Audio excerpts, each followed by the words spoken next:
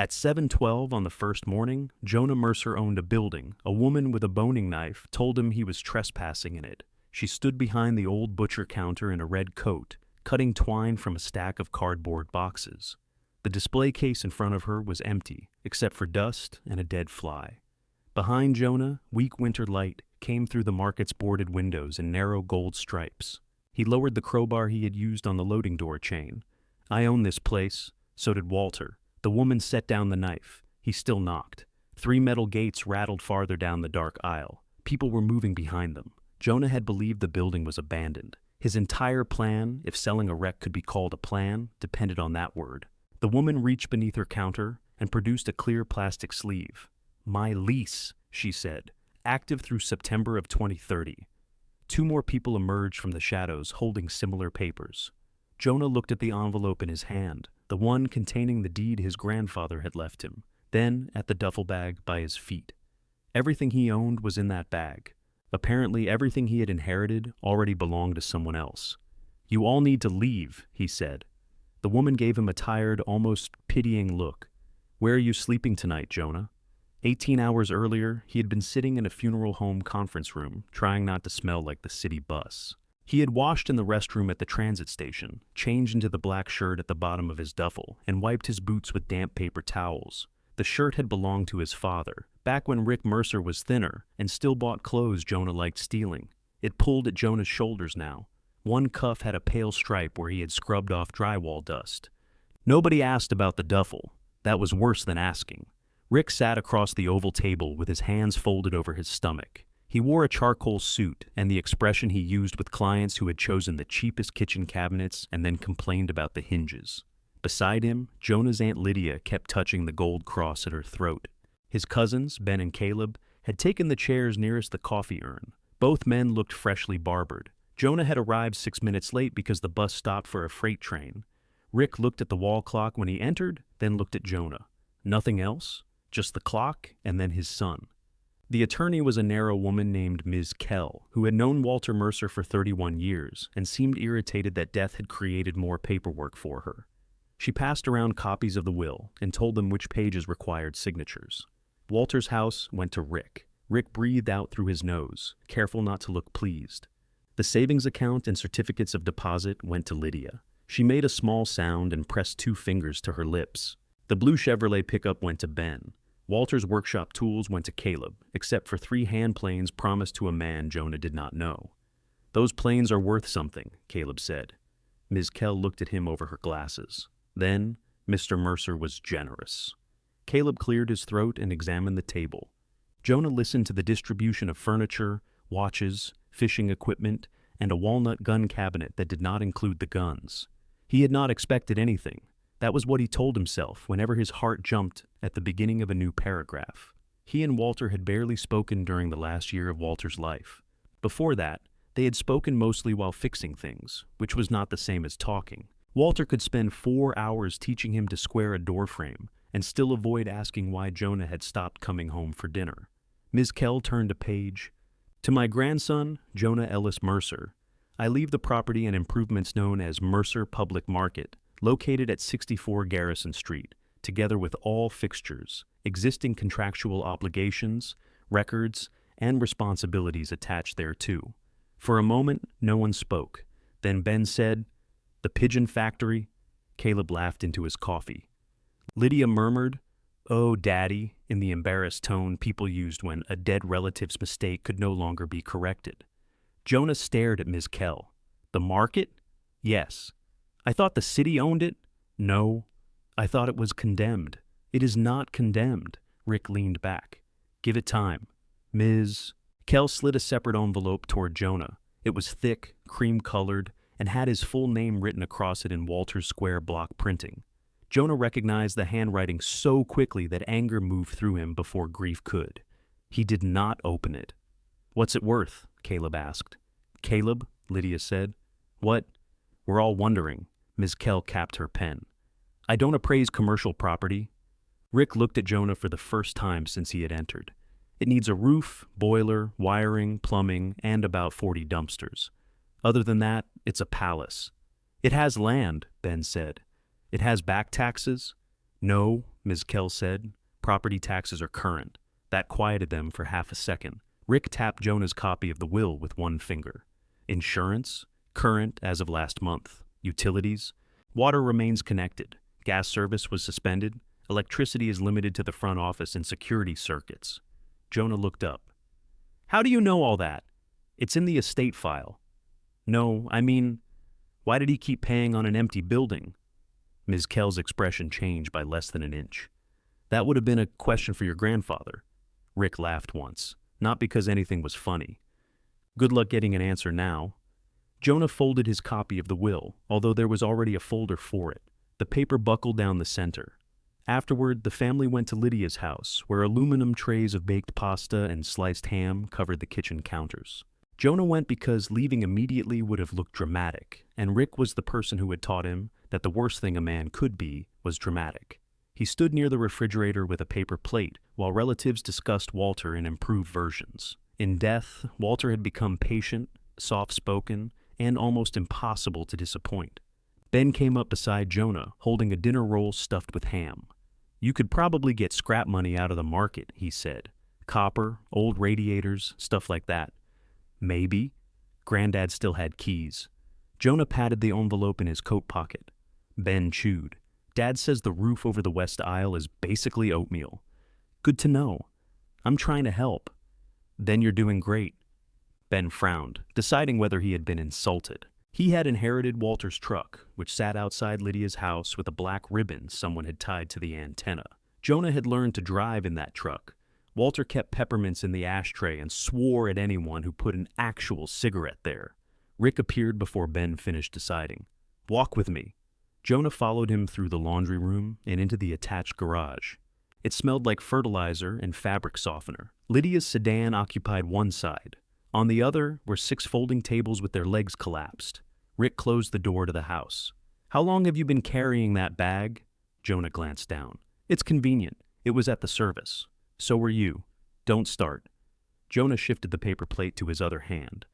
Red sauce had soaked through and warmed his thumb. Rick rubbed the ridge between his eyebrows. Darren said, you stopped showing up. I stopped working for Darren. You stopped showing up. He wanted me to unload trucks until 4 in the morning and come back at noon. That's work. I have another job. You have 12 hours a week in a warehouse. 26. And where exactly are you staying? Jonah looked at the folded tables. Rick's mouth tightened. 6 weeks earlier, he had changed the locks on the converted garage behind his house. Jonah had come back from a night shift and found his clothes packed into contractor bags under the porch awning. Rick had called it a deadline. Jonah called it something else, but only when Rick was not around. You can come back, Rick said. Jonah looked at him, temporarily. There'd be conditions. There were always conditions. Rent deducted directly from his pay if he joined Rick's remodeling crew. No night shifts. No wandering around downtown looking for audio equipment to repair. No sleeping past 7, even after working until dawn.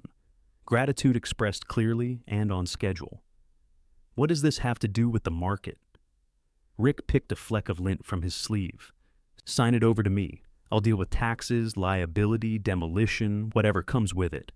In exchange, you come home and get serious. You said it was worthless. It is. Then why do you want it? I don't want it. I want to keep you from turning one bad decision into 5. Jonah looked through the small garage window at Walter's truck. Ben was showing Caleb something beneath the hood. You didn't even wait until they buried him. Rick's face hardened. Your grandfather left you a hazard. I'm offering you a way out. It's not even mine yet. All the better. Fewer complications. Jonah set the leaking plate on top of Lydia's washing machine. Ms. Kell gave me the deed. She gave you paperwork. She said it transfers when I sign acceptance, and you haven't signed. Jonah had signed in the funeral home lobby while Rick was taking a call. He left without telling him. That night, Jonah paid for a shower at a truck stop, then rode the last bus toward Garrison Street. Mercer Public Market stood 3 blocks from the river, between a shuttered printing shop and a narrow tavern with blue neon in the window. The building looked larger than he remembered, and much worse. The brick facade still carried the pale outline of letters removed from an older sign. Mercer Public Market hung above the doors in green metal type, the M tilted low on one side.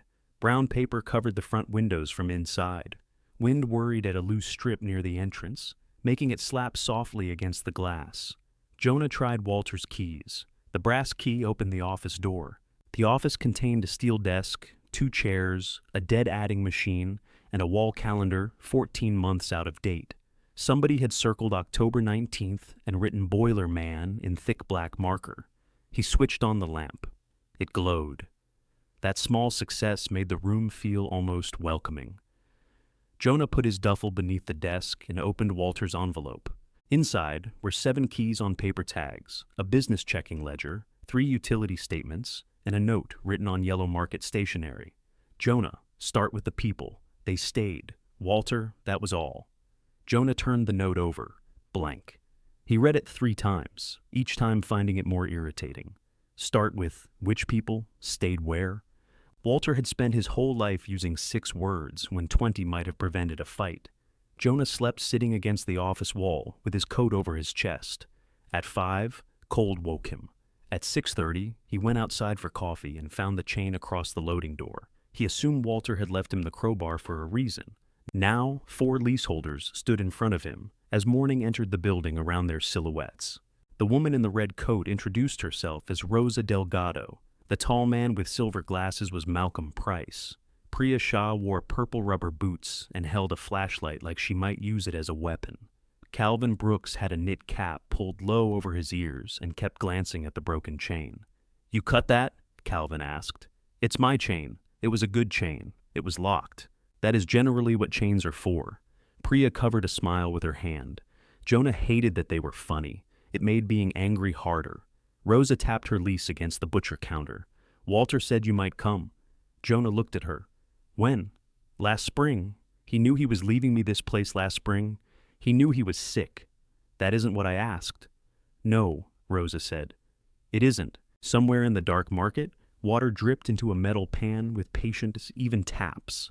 Jonah looked from one face to the next. "I need to see every page of those leases." Malcolm nodded toward the central aisle. "Then you'd better turn on more lights." Jonah reached into his pocket for the tagged keys. Walter's note pressed against his knuckles. "Start with the people." He had assumed it was advice. Standing among 4 adults who possessed legal rights to the only place he had left, Jonah began to suspect it had been a warning. The key tagged ELEC front opened a gray cabinet behind the customer service booth. Inside, half the breakers had strips of red tape across them. Malcolm pointed to the 3 Jonah could use, those and no others. "Why?" "Because I enjoy giving orders to armed men." Jonah glanced at the crowbar still in his hand. Malcolm pointed at it. "That's the weapon?" Jonah set it on the booth counter. "Which breakers?" Malcolm showed him. The market brightened reluctantly. 1 row of fluorescent tubes flickered awake over the front aisle. Another fixture buzzed without producing light. Farther back, 2 bare bulbs came on beneath green enamel shades, revealing plastic-covered counters and metal gates painted in colors that had probably been cheerful once. The building smelled of wet brick, old cooking oil, and the particular dust of places that used to contain crowds. Priya found a folding table behind her stall. One leg refused to lock, so Calvin wedged a flattened produce box beneath it. The 4 vendors laid out their leases while Jonah took Walter's ledger and utility statements from the office. Rosa noticed the yellow note tucked between them. "He wrote to you?" Jonah slid the note under the ledger. "Sort of." "Walter's version of a letter could fit on a coupon," Calvin said. "Walter's version of an apology could fit on the edge," Priya added. Nobody laughed very hard. Jonah sat at the unstable table. He had expected leases to look official, in a way that might reveal themselves as fake. These had initials at the bottom of every page, attached floor plans, insurance requirements, renewal options, and signatures witnessed by the same Ms. Kell who had handled the will. He began with Rosa's. Her stall occupied 680 square feet along the east wall, including a cold storage room Jonah had assumed belonged to the building. The lease had started 5 years ago and ran for 10. Rent increased every second year according to a table. Rosa was responsible for her equipment, and Jonah was responsible for the roof, exterior walls, primary plumbing, and common electrical systems. Most of the things that appeared to be failing belonged to Jonah. He turned another page. "What is this?" Rosa leaned across the table. She smelled faintly of coffee and cloves. "Read it. I am reading it. Then why did you ask?" Because abatement during interruption of essential services sounds like words designed to hide other words. Priya pulled out the chair beside him and sat. If the building can't provide heat, water, electricity, or safe public access, base rent is suspended until it can. All of it? Most of it, Rosa said. We still pay the common maintenance assessment and our insurance. Jonah looked at the ledger. 4 payments appeared every quarter in Walter's compact handwriting. Delgado Meats, Price Repair, Shaw Kitchen, Brooks Produce. The amounts were small enough that he had mistaken them for utility charges. You've been paying for an empty market? For our stalls, Calvin said. You can't operate them, not currently. Then what are you paying for? Calvin looked toward his green gate, the right to come back. The answer irritated Jonah because it sounded noble and because he did not yet know whether it was stupid. Malcolm's lease included a narrow workshop filled with clocks, lamps, radios, and appliances beneath white sheets. Priya's covered a lunch counter, kitchen, and dry storage cage. Calvin's included the produce stall nearest the loading doors and access to the refrigerated room he shared with Rosa. How many other leases are there? Jonah asked. Those are the active ones, Priya said. So 4. 4 tenants, Malcolm corrected. You are not counting yourself. I'm not a tenant, no. You're the party responsible for delivering essential services. Malcolm said it without satisfaction. That made it land worse. Jonah spread the papers across the table. If I don't deliver them? Rosa's face closed slightly. Priya answered. The leases stay in place while rent remains abated. There are procedures if repairs become impossible or the property is permanently closed, but Walter never declared permanent closure. Because it wasn't permanent, Calvin said. He closed 14 months ago. He suspended operations. He put paper on the windows. It was winter, Calvin said. It's winter now. See? Good paper. Priya pressed her lips together, but her shoulders moved. Jonah sat back. Was that a joke? No, Calvin said. This is how I handle conflict. You're not handling it. I'm enjoying it, though. Rosa gave Calvin a look that ended his enjoyment. Jonah read the relevant clause again. The words did not change. His name was not on the leases, but the phrases landlord and successor owner seemed to point at him from every page. Why didn't Ms. Kell tell me? She gave you the estate records, didn't she? Malcolm asked. She gave me an envelope. And did you read everything inside it before you accepted the property? No? Malcolm nodded as if Jonah had confirmed an electrical problem. Rosa said, Walter should have told you himself. There it was again, the casual suggestion that Walter had discussed Jonah with people Jonah had never met. He looked at her. You said he thought I might come. I said he said you might. When? Last March. He was here with a boiler technician. They argued for an hour, and the technician left carrying his own wrench like Walter might steal it. What did my grandfather say about me? Rosa busied herself aligning the lease pages. Rosa. He said if anything happened, we should give you a minute before deciding what kind of man you were. The market seemed to become quieter around Jonah. Calvin studied the floor. Priya removed the cardboard wedge, adjusted it, and put it back in exactly the same place. Malcolm said, It has not yet been a minute. Good, Jonah said. I'd hate to miss the ceremony. He stood too fast, bumping the table. Walter's ledger slid toward the edge. Rosa caught it with one hand. Jonah walked down the aisle before anyone could see that his face had gone hot. The market had once held 18 stalls. Old signs hung above some of them. Lucia's Flowers, Garrison Cheese, Mr. Henry's Shoes. A painted chicken in a chef's hat smiled over an empty poultry counter. Numbered hooks dangled beneath it. Jonah remembered the market crowded, though the memory came in pieces. Walter's hand on the back of his neck. A paper cup of cider, too hot to drink. Someone shouting prices. Wet footprints on red tile. His mother laughing because Walter had brought them 3 pounds of onions instead of 3 onions. He stopped at the west aisle. Plastic sheeting stretched across it from floor to ceiling. A handwritten sign read, Do not enter, ceiling. Beyond the plastic, daylight showed through a jagged opening in the roof. A section of acoustic tile and plaster had collapsed over 2 stalls. Buckets caught water beneath the gap, but several had overflowed, darkening the floor. That was not a repair. It was weather happening indoors. Malcolm approached but stopped a few feet away. How long has it been like that? Jonah asked. The major failure happened in June. Walter closed in October before that. The leak was smaller then. and nobody fixed it. Walter patched it twice. Badly. Yes. Jonah turned. You're supposed to be a repairman. I repair clocks, lamps, kitchen mixers, radios, fans, and small appliances. So, not roofs. Very little about a roof is small. Jonah peeled back one corner of the plastic. Malcolm caught his wrist. His grip was stronger than Jonah expected. Don't. I'm looking. Look from here. Jonah pulled free, more embarrassed than angry. A black patch spread along one roof beam. The nearest ceiling panels bowed under trapped water. Is that beam rotten? I don't know. You haven't checked? I am not a roofer. You've made that clear. Malcolm returned to the table without defending himself. Jonah followed more slowly. For the next 2 hours, the vendors showed him the building as if presenting a patient whose injuries had become too familiar to describe gently. The boiler occupied a basement room and resembled an overturned submarine. Its access panel sat on the floor beside a coffee can full of bolts. The main kitchen water line worked, but 2 sinks leaked. 5 restroom toilets had signs taped to them. 3 signs said, "Out of order." 1 said, "Seriously." And the 5th showed a skull drawn in blue marker. Calvin admitted to the skull. It flushed sideways, he explained. That isn't a thing. It became a thing. The loading door frame had pulled away from the brick. 2 drains were clogged. The cold room stayed locked because its compressor had not run in over a year, and Rosa did not want anyone imagining the smell. The building was not dead. Dead would have been simpler. It was alive enough to require feeding.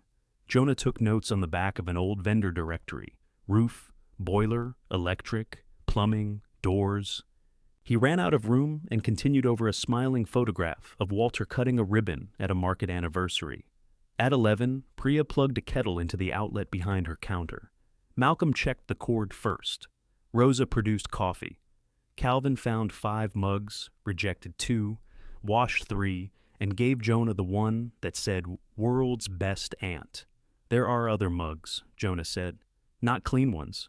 I washed my hands at the bus station this morning." Calvin looked at him, then at the duffel visible through the office doorway. Jonah regretted the sentence before anyone spoke. Priya poured hot water into the coffee press. "The restroom sink by the office has good pressure." "Great." "There are towels in my stall." "I have towels." "Also great."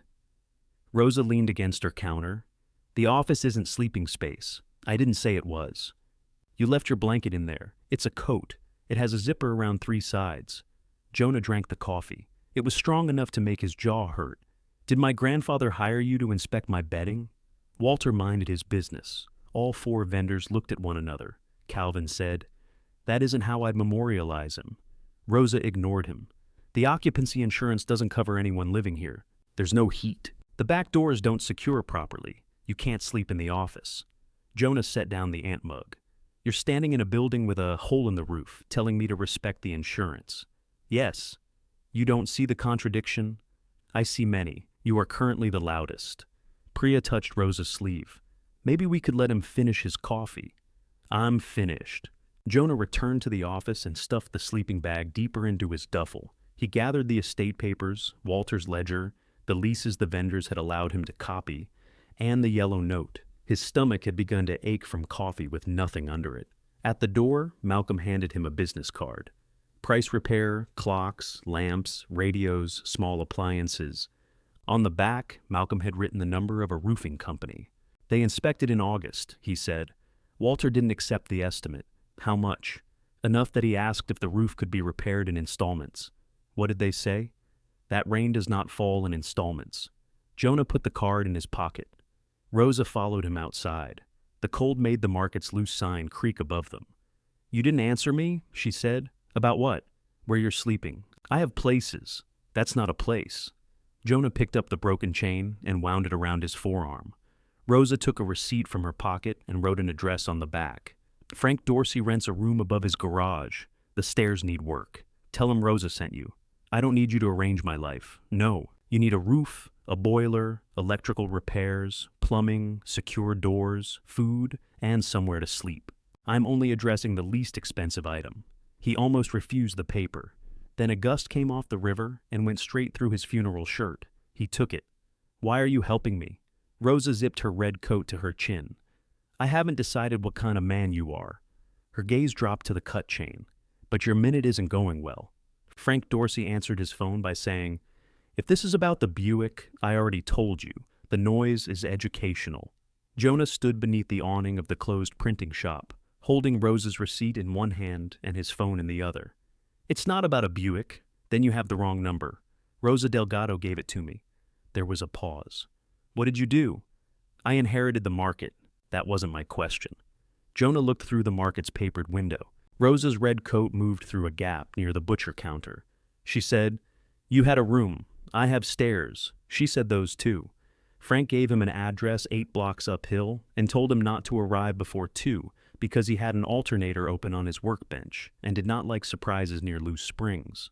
The garage was a cinder-block building behind a narrow yellow house. A hand-painted sign read, "Dorsey Automotive," though the D had faded until it looked like Orsay, which sounded to Jonah like a town where nobody went on purpose. The exterior stairs climbed along the building's back wall to a door above the service bays. They were worse than stairs had a right to be. The bottom tread leaned forward. 2 balusters were missing. The top landing bounced when Jonah tested it with 1 foot. Frank emerged from the garage, wiping his hands on a gray rag. He was a wide man in brown coveralls with white hair that stuck out around his ears. A pair of safety glasses rested on his head. "You, Jonah?" "Yes." "You look like Rick." Jonah removed his foot from the landing. "I can leave." "You also look like Walter." "That balances it." Frank took hold of the railing and shook it. The entire staircase shivered. "I told Rosa I couldn't rent the room until this was safe. She told me I was taking advantage of the housing crisis." "Are you?" "Probably. That's why I like her. She makes me honest before I'm ready." Frank showed him a stack of lumber beneath a tarp. Most of it was usable. He had brackets, deck screws, exterior paint, and a cordless driver with 1 battery that held a charge if spoken to kindly. "What's the deal?" Jonah asked. "You fix the stairs, I give you the room for a week. And after that, $125 a week, utilities included. No smoking, no grease down the sink. If you bring somebody home, I don't want to meet them before coffee. I don't have $125 a week. Then the stairs will be the least of your problems next Friday." Jonah looked up at the room's single window. A curtain hung behind it, blue with white sailboats. "Can I see it?" "When you can get up there safely." Frank went back inside. Jonah stood alone beneath the stairs, irritated by the arrangement and more irritated that it was fair. He carried his duffel into the garage and set it beside a dead vending machine. Frank's shop was orderly, except where it was not. Tools hung in outline spaces on pegboard, but every horizontal surface held coffee cups, carburetor parts, and unopened mail. An old Buick occupied 1 bay with its front wheels removed. From somewhere beneath it came a steady drip into a red pan. "Educational?" Jonah asked. Frank glanced at the car. "It's learning patience." Jonah found a framing square and went outside. The stairs had been built by someone who believed measurements discouraged creativity. No 2 stringers matched. 1 post rested on a cracked paving stone instead of concrete. Jonah took photographs, sketched what he could salvage, and began disassembling the loose sections. At 3:30, Frank came out with 2 sandwiches wrapped in wax paper. "I didn't ask for lunch," Jonah said. "One's mine." "Which one?" Frank held them both out. "Pick wrong and find out." Jonah chose turkey. Frank sat on an overturned bucket while Jonah ate on the bottom step. "You still working for Rick?" Frank asked. "No. He know that?" "He changed the locks. I think he got the message." Frank chewed slowly. "That sounds like Rick. You know him well?" "I know every contractor within 20 miles who brings me a truck full of fast food wrappers and says it just started making that sound yesterday." Jonah waited, but Frank did not add anything useful or cruel. "Did you know my grandfather left me the market? I heard this morning." "From Rosa?" "Rosa doesn't gossip." "Then how did you hear?" "She informed me of several facts in an emotionally organized sequence." "That's gossip? Tell her that. I have cars to fix." By 5, Jonah had rebuilt the lower support and replaced 4 treads. He sent a text to the warehouse supervisor saying he would make the 10 o'clock shift. At 6, his hands began to shake from cold. Frank pointed a propane heater toward the stairs without comment. Jonah finished the landing under a work light. It was not beautiful, but it no longer bounced. He attached the last baluster at 9:16, packed his tools, and climbed the staircase with Frank behind him. At the top, Frank jumped twice. "Don't do that," Jonah said. "If it breaks under me, you don't get the room. If it breaks under you, I get the whole garage." Frank considered this. "You do look like Walter." The room had a sloping ceiling, a narrow bed, a hot plate, and a bathroom, where the shower nozzle pointed mostly at the wall. The sailboat curtains made more sense from inside, and not in a good way. Someone had left a ceramic rooster on the windowsill. "It stares," Frank said. "I turned it around once. It was worse." Jonah put his duffel on the bed. The mattress gave beneath its weight with a soft, ordinary sigh. "Keys on the counter," Frank said. "Side door locks automatically, so don't leave without it." Jonah picked up the key. It was attached to a bright orange tag with room written in black marker. For 6 weeks, every place he slept had belonged temporarily to somebody's patients. A coworker's sofa, a church cot, the back seat of a car owned by a man who kept texting to ask if Jonah had eaten any of the emergency crackers. The orange tag fit into Jonah's palm as if it weighed much more than a key should. Frank cleared his throat. "You're going to be late." Jonah put the key in his pocket. "Right." The warehouse sat beyond the rail yard, a flat gray building filled with fluorescent light and the hum of conveyor belts. Jonah spent the night sorting returns for a chain of home goods stores, cracked mirrors, wrong-size curtains, lamps without shades, boxes of pans that customers had opened and resealed with enough tape to suggest guilt. At 2 in the morning, his supervisor, Lena Ortiz, found him staring at a label without scanning it. "You asleep standing up?" "No." "Then you're slow on purpose. I fix stairs. Congratulations." "Scan the towels."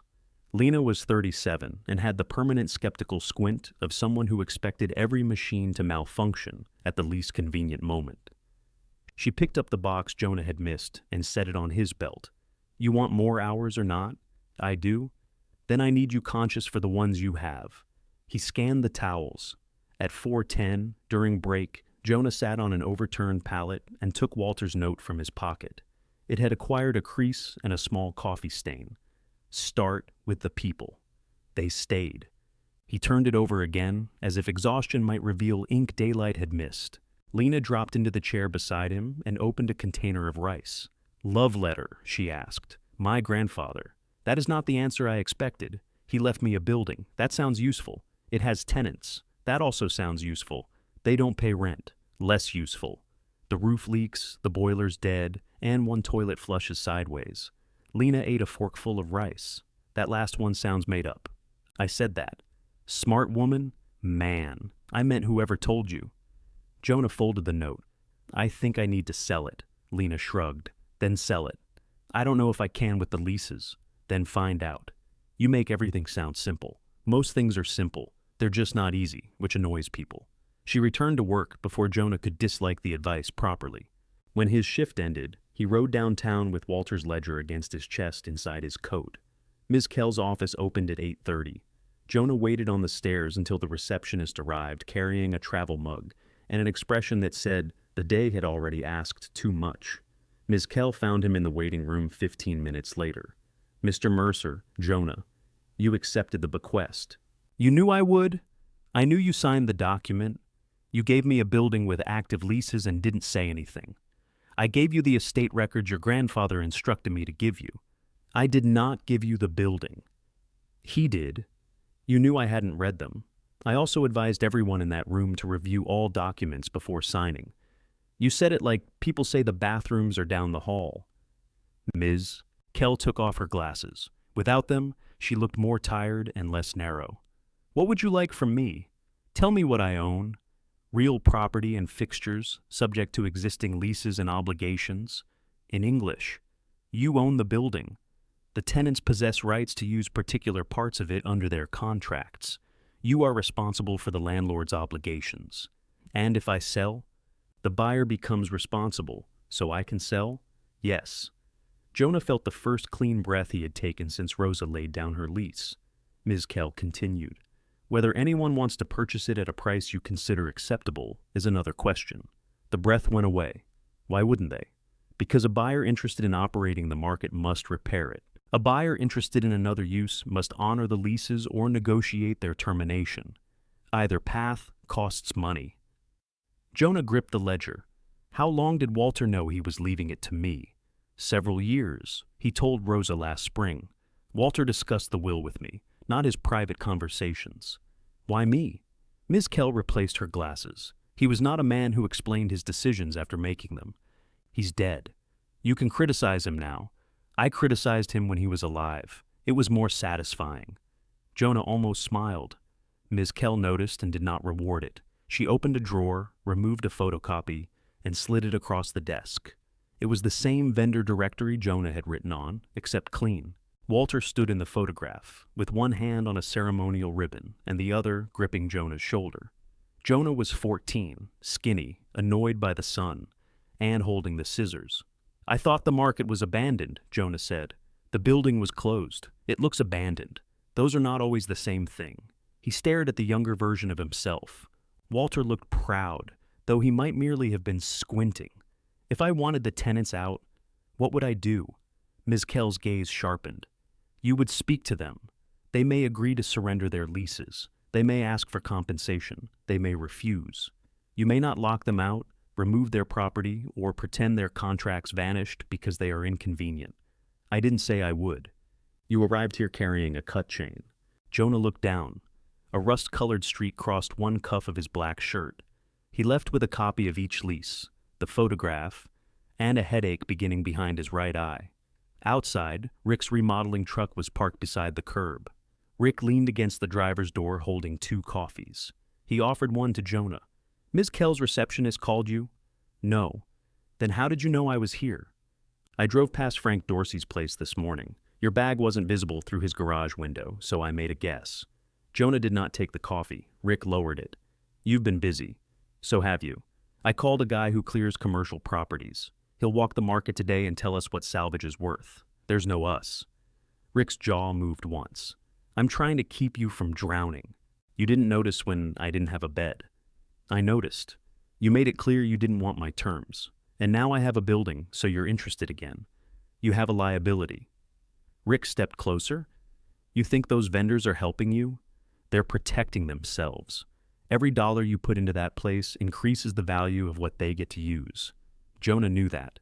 Hearing Rick say it made him want it to be false. You don't have money for repairs, Rick continued. You don't have credit. You can barely keep a job, get releases from the tenants, sell the shell, and walk away with whatever is left. Jonah looked at the coffee in Rick's hand. Cream, no sugar, his father remembered. That's your advice? That's reality.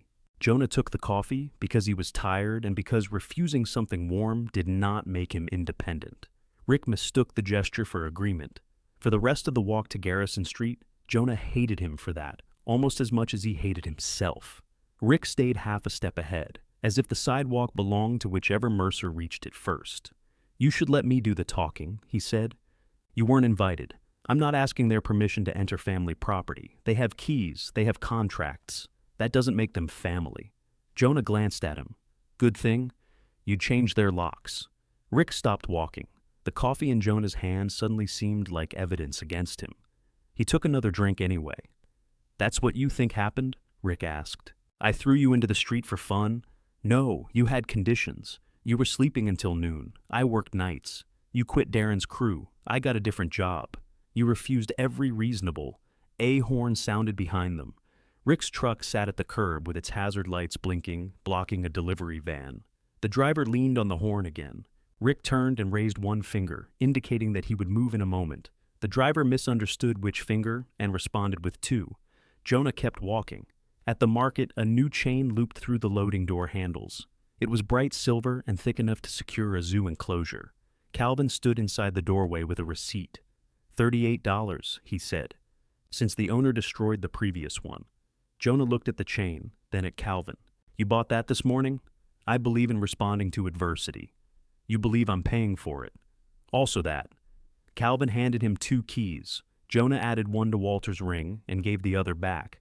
Rick arrived behind him. Calvin, Richard. Still selling vegetables out of that van? Still remodeling kitchens people finished paying for 8 years ago? Rick smiled.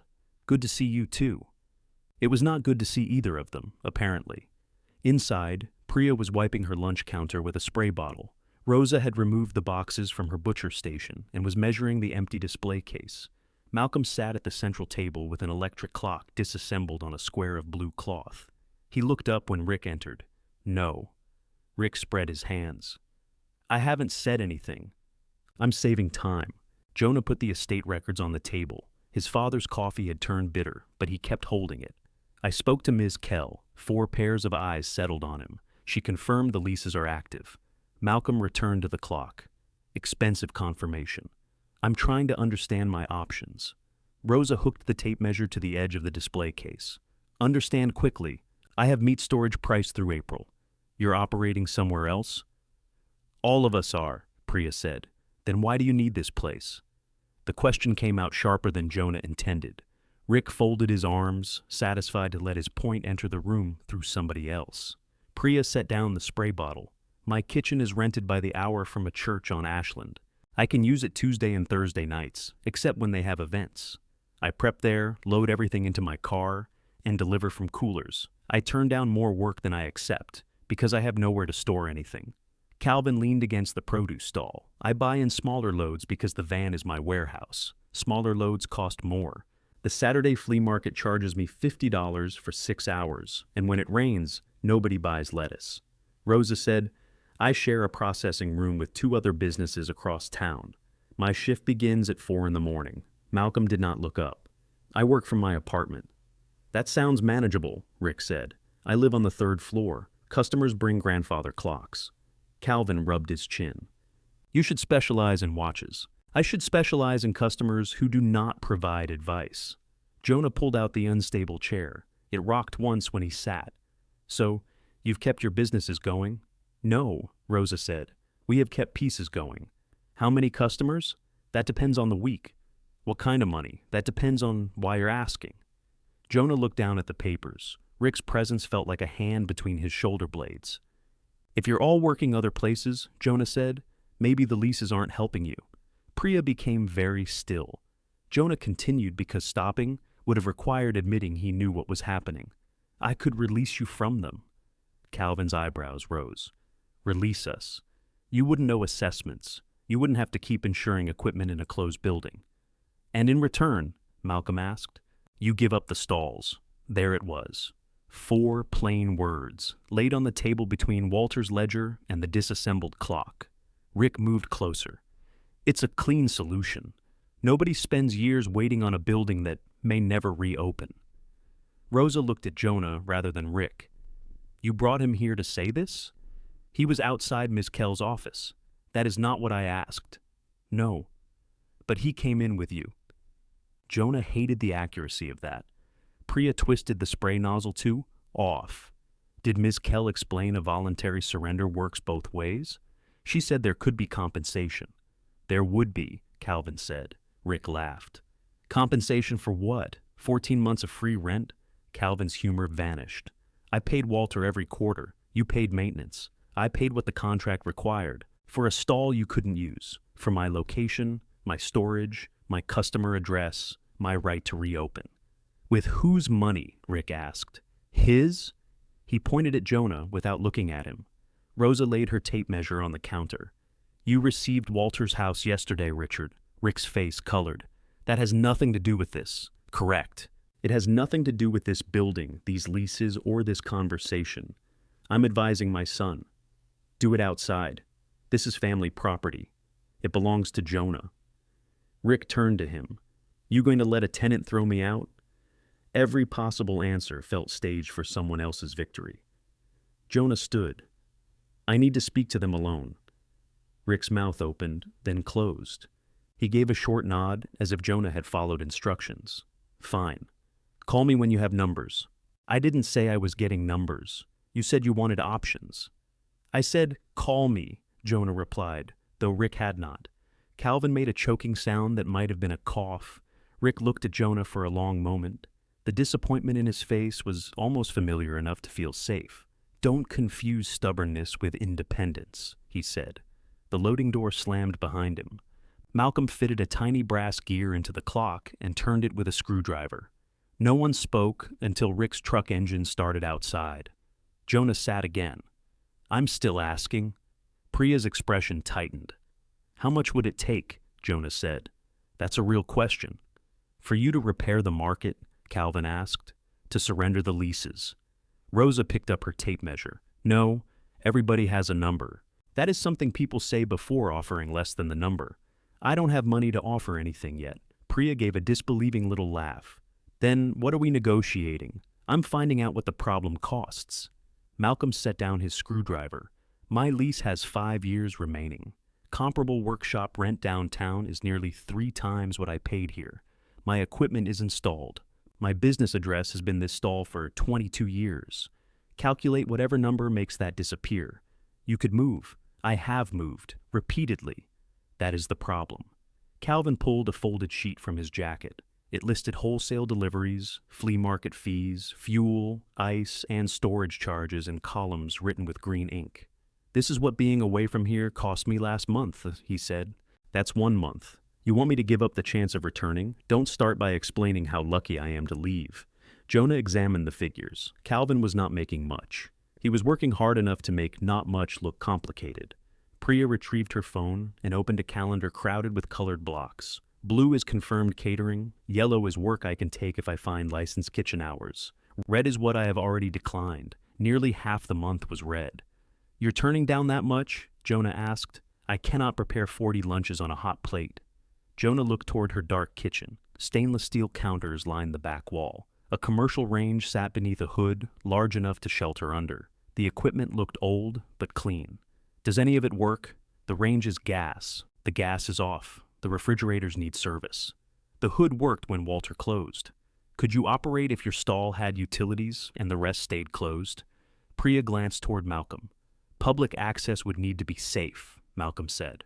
Restrooms functional. Fire exits clear, common areas lit. So no. I did not say no. You listed 5 things. There are more than 5 things between no and yes. Rosa leaned both hands on the butcher case. Jonah, what do you think happens after we give up the leases? I sell. To whom? I don't know yet. For what? I don't know. Then you are asking 4 people to surrender something they built, so you can discover whether somebody else values the empty shell. I need somewhere to live. The sentence escaped before he could stop it. Nobody moved. Jonah stared at Walter's ledger. Forget I said that. Priya's voice softened, which made everything worse. We know.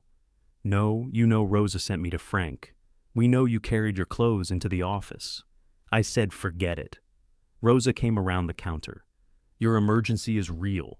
It does not make ours imaginary. I didn't say it did. You asked why we need the market when we already work elsewhere. I was asking. You were asking the way your father asks. The answer is already inside the question. Jonah stood again, knocking the chair leg off its cardboard wedge. Then keep your leases. He shoved the papers into the folder. The photograph Ms. Kell had given him slipped free and landed face up. 14-year-old Jonah stood beneath the market sign, ceremonial scissors in hand. Walter's fingers curved around his shoulder. Calvin bent to pick it up. I remember that day, he said. Jonah took the picture from him. Good for you. You cut the ribbon crooked. The scissors barely worked. Walter blamed your technique. Walter blamed weather for getting wet. Rosa's mouth twitched despite herself. Jonah slid the photograph into the folder and left before that small, almost smile could turn into kindness. He made it as far as the river path before exhaustion settled over him like additional clothing. He sat on a cold bench and called 3 commercial real estate numbers from signs he had photographed along Garrison Street. One agent declined when he heard about the roof. Another asked for financial statements Jonah did not have. The third said she would review the address and call back. He waited 20 minutes. She sent a text. Occupied below-market leases will materially affect resale. Happy to list after structural inspection and tenant eatstopples. Jonah searched the last word and understood it less afterward. His phone rang. He expected Rick. It was Calvin. You left Walter's utility folder, Calvin said. I'll get it later. You should come get it now. Why? Priya turned on the kitchen faucet. And there is water coming out of the wall. Jonah closed his eyes. Turn it off. We did. Then, why do I need to come back? Calvin was quiet for half a beat. Because it's your wall. Jonah ran the 6 blocks back to the market carrying the coffee Rick had bought him until he realized he was carrying an empty cup. He dropped it in a public trash can and kept going. Calvin had propped open the loading door. Inside, the market smelled wetter than before.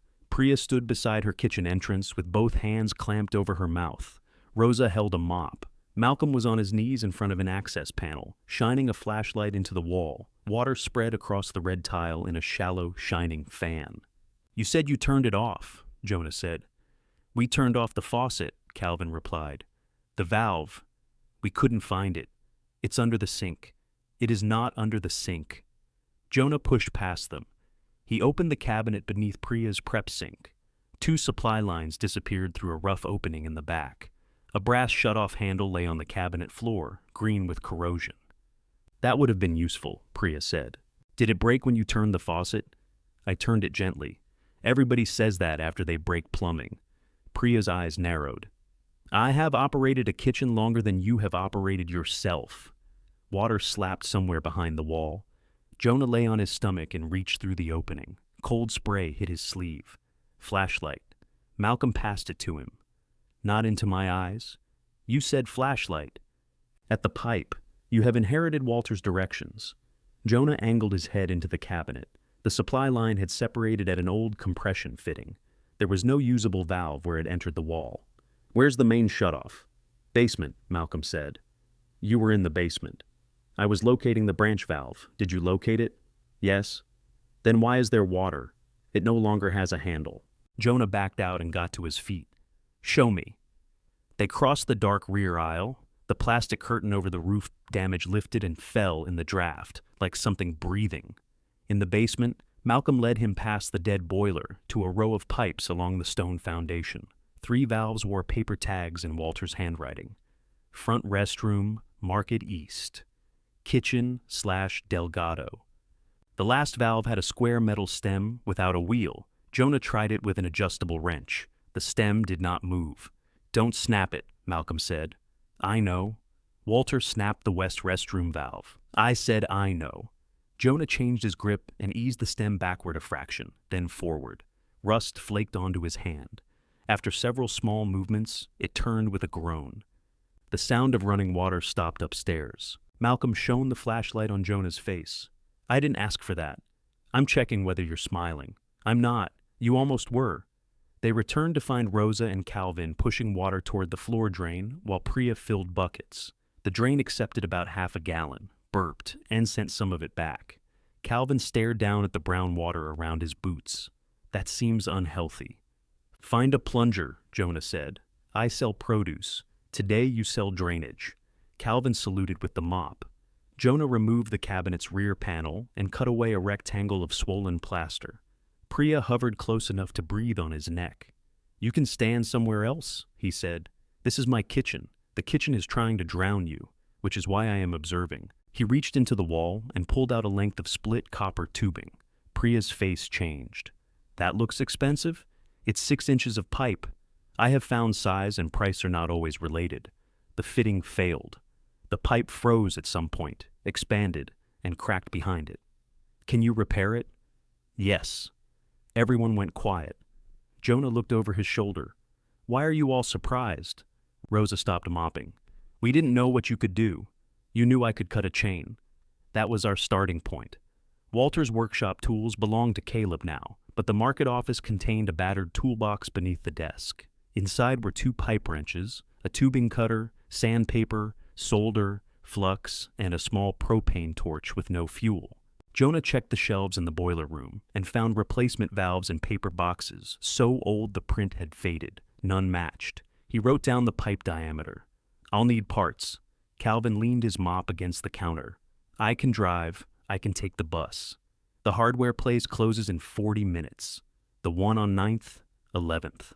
I know where it is. Then you can give directions." Calvin's van smelled of soil, peppermint gum, and a sweet onion rolling somewhere beneath the passenger seat. Stacked plastic crates blocked the rear windows. A handwritten sign on the dashboard read, "Brooks Produce, fresh when possible." Jonah buckled his seatbelt around a box of invoices. Do customers find "when possible" reassuring? It tests their commitment. Calvin pulled away from the curb. A cluster of engine lights glowed on the dashboard. Your van has opinions. My van believes communication is important. At the hardware store, Jonah chose a new shutoff, 2 couplings, pipe, solder, flux, and a canister for the torch. The total came to $58.12. Calvin put his card on the counter. Jonah covered it with his hand. No, it's my water line too. It serves Priya and Rosa, which are both not me, yes. I understand how maps work. I own the primary plumbing. You also told us 10 minutes ago you can't afford buyouts. I have $60. Then, after this, you have $188. Jonah removed Calvin's card and paid with his own. The money came from a folded envelope in his wallet labeled room. He had been saving it before Frank offered the week. Calvin watched without comment. In the van, he said, "Pride is expensive, so are fittings. Fittings keep water in pipes, and pride keeps people out of my wallet." Calvin turned on to Garrison. "Maybe. Sometimes it just keeps the wallet empty." The repair took 45 minutes. Priya crouched beside Jonah despite his objections and held the new valve steady while he tightened the coupling. Rosa brought a wet towel for the wall. Malcolm opened the front doors to improve ventilation. Calvin offered to light the torch and was refused. "You don't trust me?" he asked. "I saw your dashboard." When Jonah reopened the basement valve, they all watched the exposed pipe. It held. Priya turned on the sink. The faucet coughed rust-colored water, then cleared. She let it run into a white bowl and inspected it as seriously as if Jonah had prepared soup. "No leak," she said. "I know. You are allowed to hear confirmation." Jonah replaced the cabinet panel loosely so the joint remained accessible. When he stood, his knees cracked. Rosa had taken a loaf of bread, sliced turkey, mustard, and pickles from a cooler. She handed him a sandwich wrapped in butcher paper. "I already ate." "When?" "Earlier." Calvin snorted. Rosa did not ask again. She placed the sandwich on Walter's ledger. Jonah washed his hands at Priya's sink and ate standing up. The first bite made his empty stomach hurt before it settled. The mustard was sharp and the bread soft. Priya dried the counter. "If the water works, I can clean the kitchen properly. You can't operate without gas, I know. You can't use the hood, I know. You can't invite customers." She looked at him. "I know." He finished half the sandwich and wrapped the rest. Malcolm set an old estimate beside the ledger. Roof inspection from August. The total at the bottom was $47,600. The scope covered structural repair, decking, membrane, drainage, interior ceiling removal, and contingencies. Jonah read it twice. Was this the cheapest? It was the only complete proposal Walter received. Why? He canceled the other appointments. Of course he did. There may be a smaller stabilization option now. There's a hole, I noticed. The entire west aisle could come down. Yes, and you all kept paying assessments. Rosa folded the wet towels. We kept our agreements. That money could have gone toward your other spaces. It did not belong to the other spaces. Jonah tapped the estimate. This is more than I make in 2 years. No one expects you to have it today, Priya said. My father expects me to get you out so I can sell. Rosa's folding became more precise. Your father has expectations for everyone. He's not wrong about the money, no. The agreement unsettled Jonah more than an argument would have. He carried the folding table closer to the front windows, where the light was better, and spread out the building floor plan. 4 occupied stalls sat along 2 sides of a broad central aisle. The roof failure affected the western third. Priya's kitchen and Rosa's counter were east. Malcolm's workshop was near the front. Calvin's stall touched the loading corridor. What if this stays closed? Jonah asked, pointing at the west aisle. Malcolm joined him. It must be isolated more securely. Framed wall? Preferably. I can do that. Rosa leaned over the plan. Jonah marked the damage area with a pencil. If we only fixed what serves these 4 stalls and the front aisle, what does that take? Why? Priya asked. To know? That was not why you asked about surrender numbers. No, this is a different question. Calvin brought over the cardboard from the chair leg and tore off a clean strip. Working restrooms. 2, Malcolm said. Why 2? Jonah asked. Because one of our active tenants will otherwise draw a skull on the door. Fire exits, Priya said. Lighting, Malcolm added. Cold storage, Rosa said. Gas, ventilation. Heat, Calvin said. Unless we sell frozen lettuce. Jonah wrote each item on the old vendor directory, fitting the words around Walter's smiling photograph. The list grew past the edge. "Still not cheap," he said. "No," Rosa replied. "Still might not work." "No?"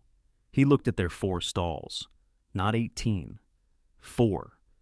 They had remained through a closed winter, a dead boiler, a leaking roof, and Walter's talent for making promises with no schedule attached.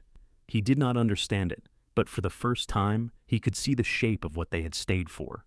His phone buzzed with a message from Lena reminding him he had accepted an extra shift. Jonah folded the floor plan. "I have to go." Priya pointed toward his funeral shirt. The cuff and sleeve were soaked from the wall. "You cannot work in that. It'll dry." In February, Rosa disappeared behind her counter and returned with a dark green sweatshirt. Delgado Meats was printed across the chest above a picture of a smiling steer. "No," Jonah said. "It belonged to an employee." "No, it is clean." "The cow is smiling." He had a positive attitude. Jonah took the sweatshirt. At the office door, he paused. "Don't turn on anything else." Priya raised both hands. "I will resist the dangerous temptation of faucets. And don't bring customers in. We heard you, and somebody needs to call about the roof." Malcolm looked at him. "Somebody?" Jonah closed his eyes briefly. "I'll call." Rosa nodded once. It was not forgiveness, trust, or even agreement. But when Jonah stepped outside wearing the market's name across his chest, nobody asked him to give the sweatshirt back. Lena noticed the sweatshirt before Jonah reached his station. "Delgado Meats," she read. "Career change, emergency wardrobe. The cow looks happy." "Everybody likes the cow."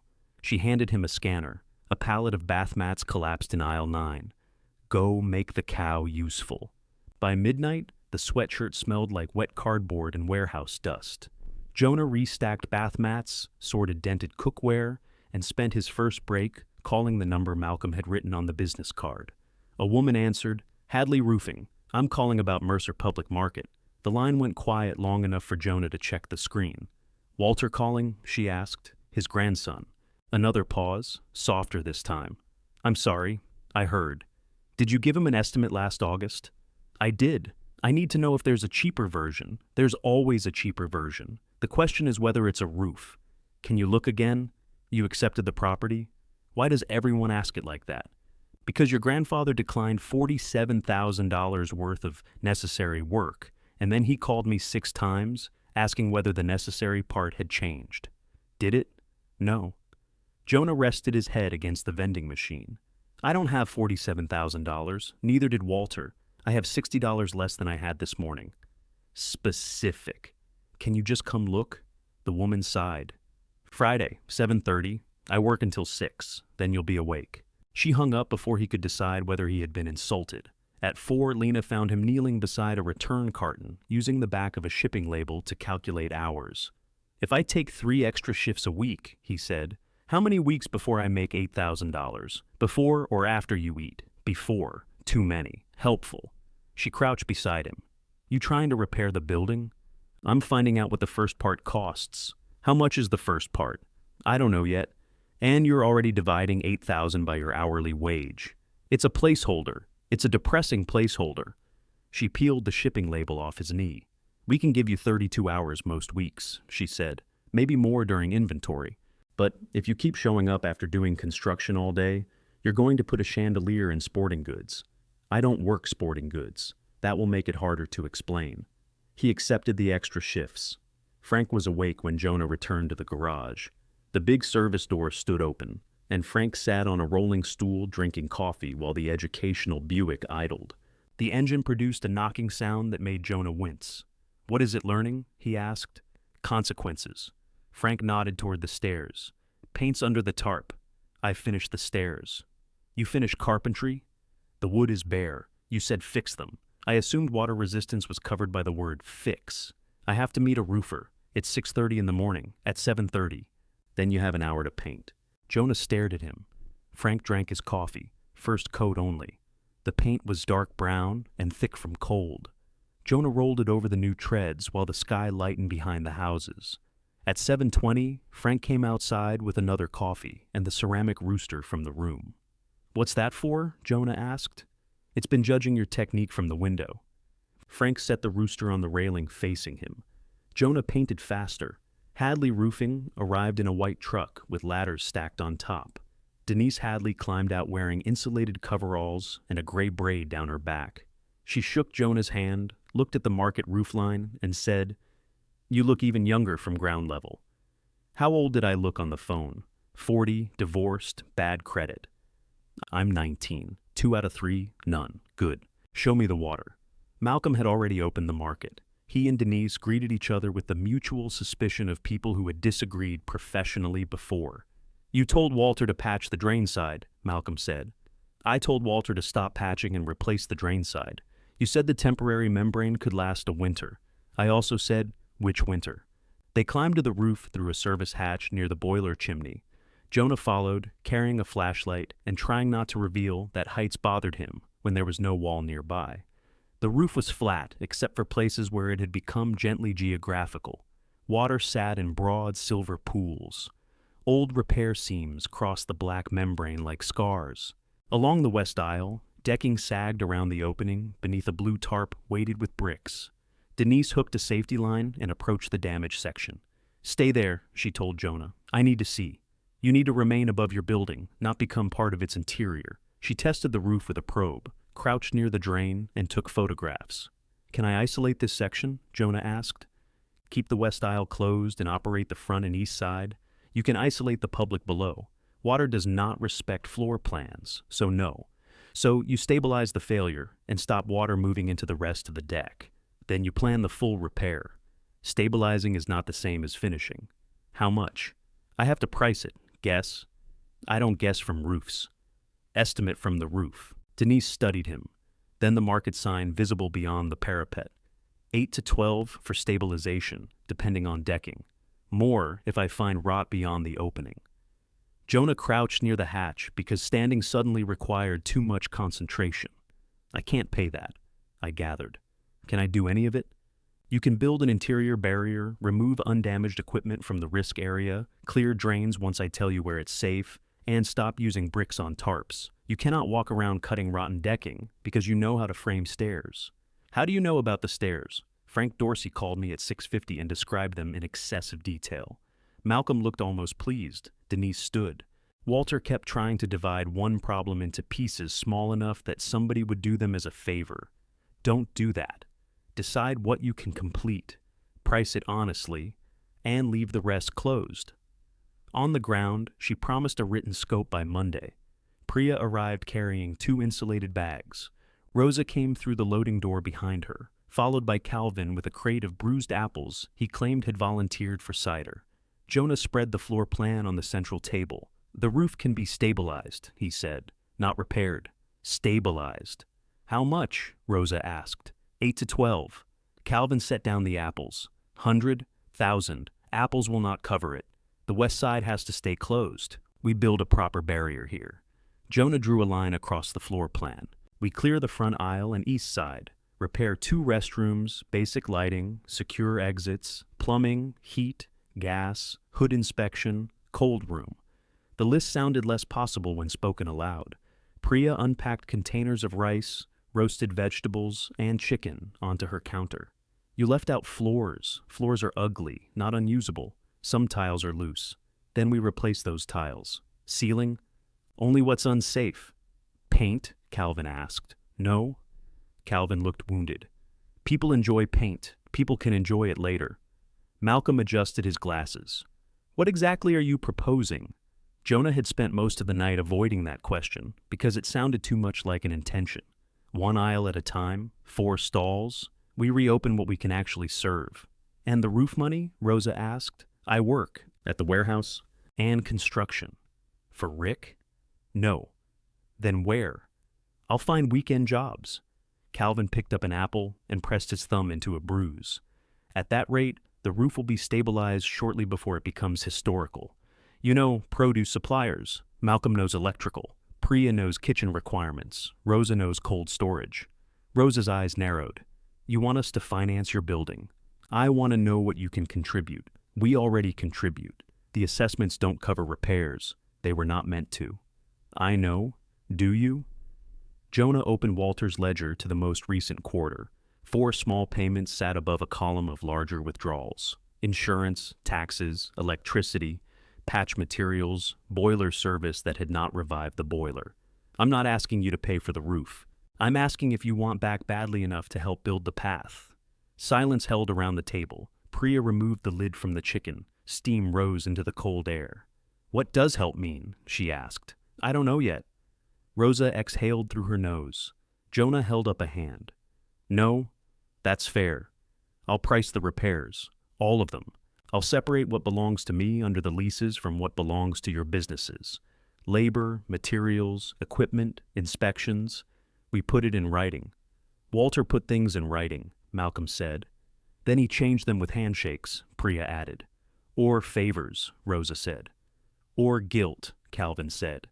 Jonah looked at the ledger. Some payments had notes beside them. Rosa deferred. Calvin credit. Malcolm parts. P. Shaw. Carey. What are these? No one answered immediately. Rosa reached for the ledger. Jonah kept his hand on it. What did he defer? My assessments. Twice. Why? I had equipment repairs. Did you repay 'em? Yes. Jonah pointed to Calvin's credit. I replaced damaged crates and delivered food for market events, Calvin said. Walter credited the cost. Malcolm parts? I repaired common area fixtures. He offset the assessment. Jonah looked at Priya. Carrie? Priya folded the insulated bag carefully. After my husband died, I could not keep full hours.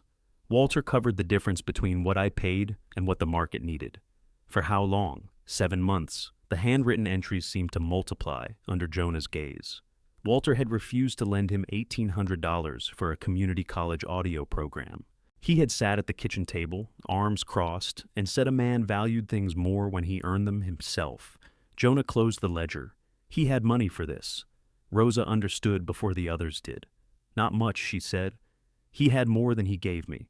That isn't the same question. It feels like the same answer. Walter was not always fair. Priya touched the edge of one food container. He could be kind and still make kindness difficult to receive. Jonah remembered the unsigned withdrawal form Walter had pushed back across the table. Rick, standing by the sink, silent. His mother, already gone.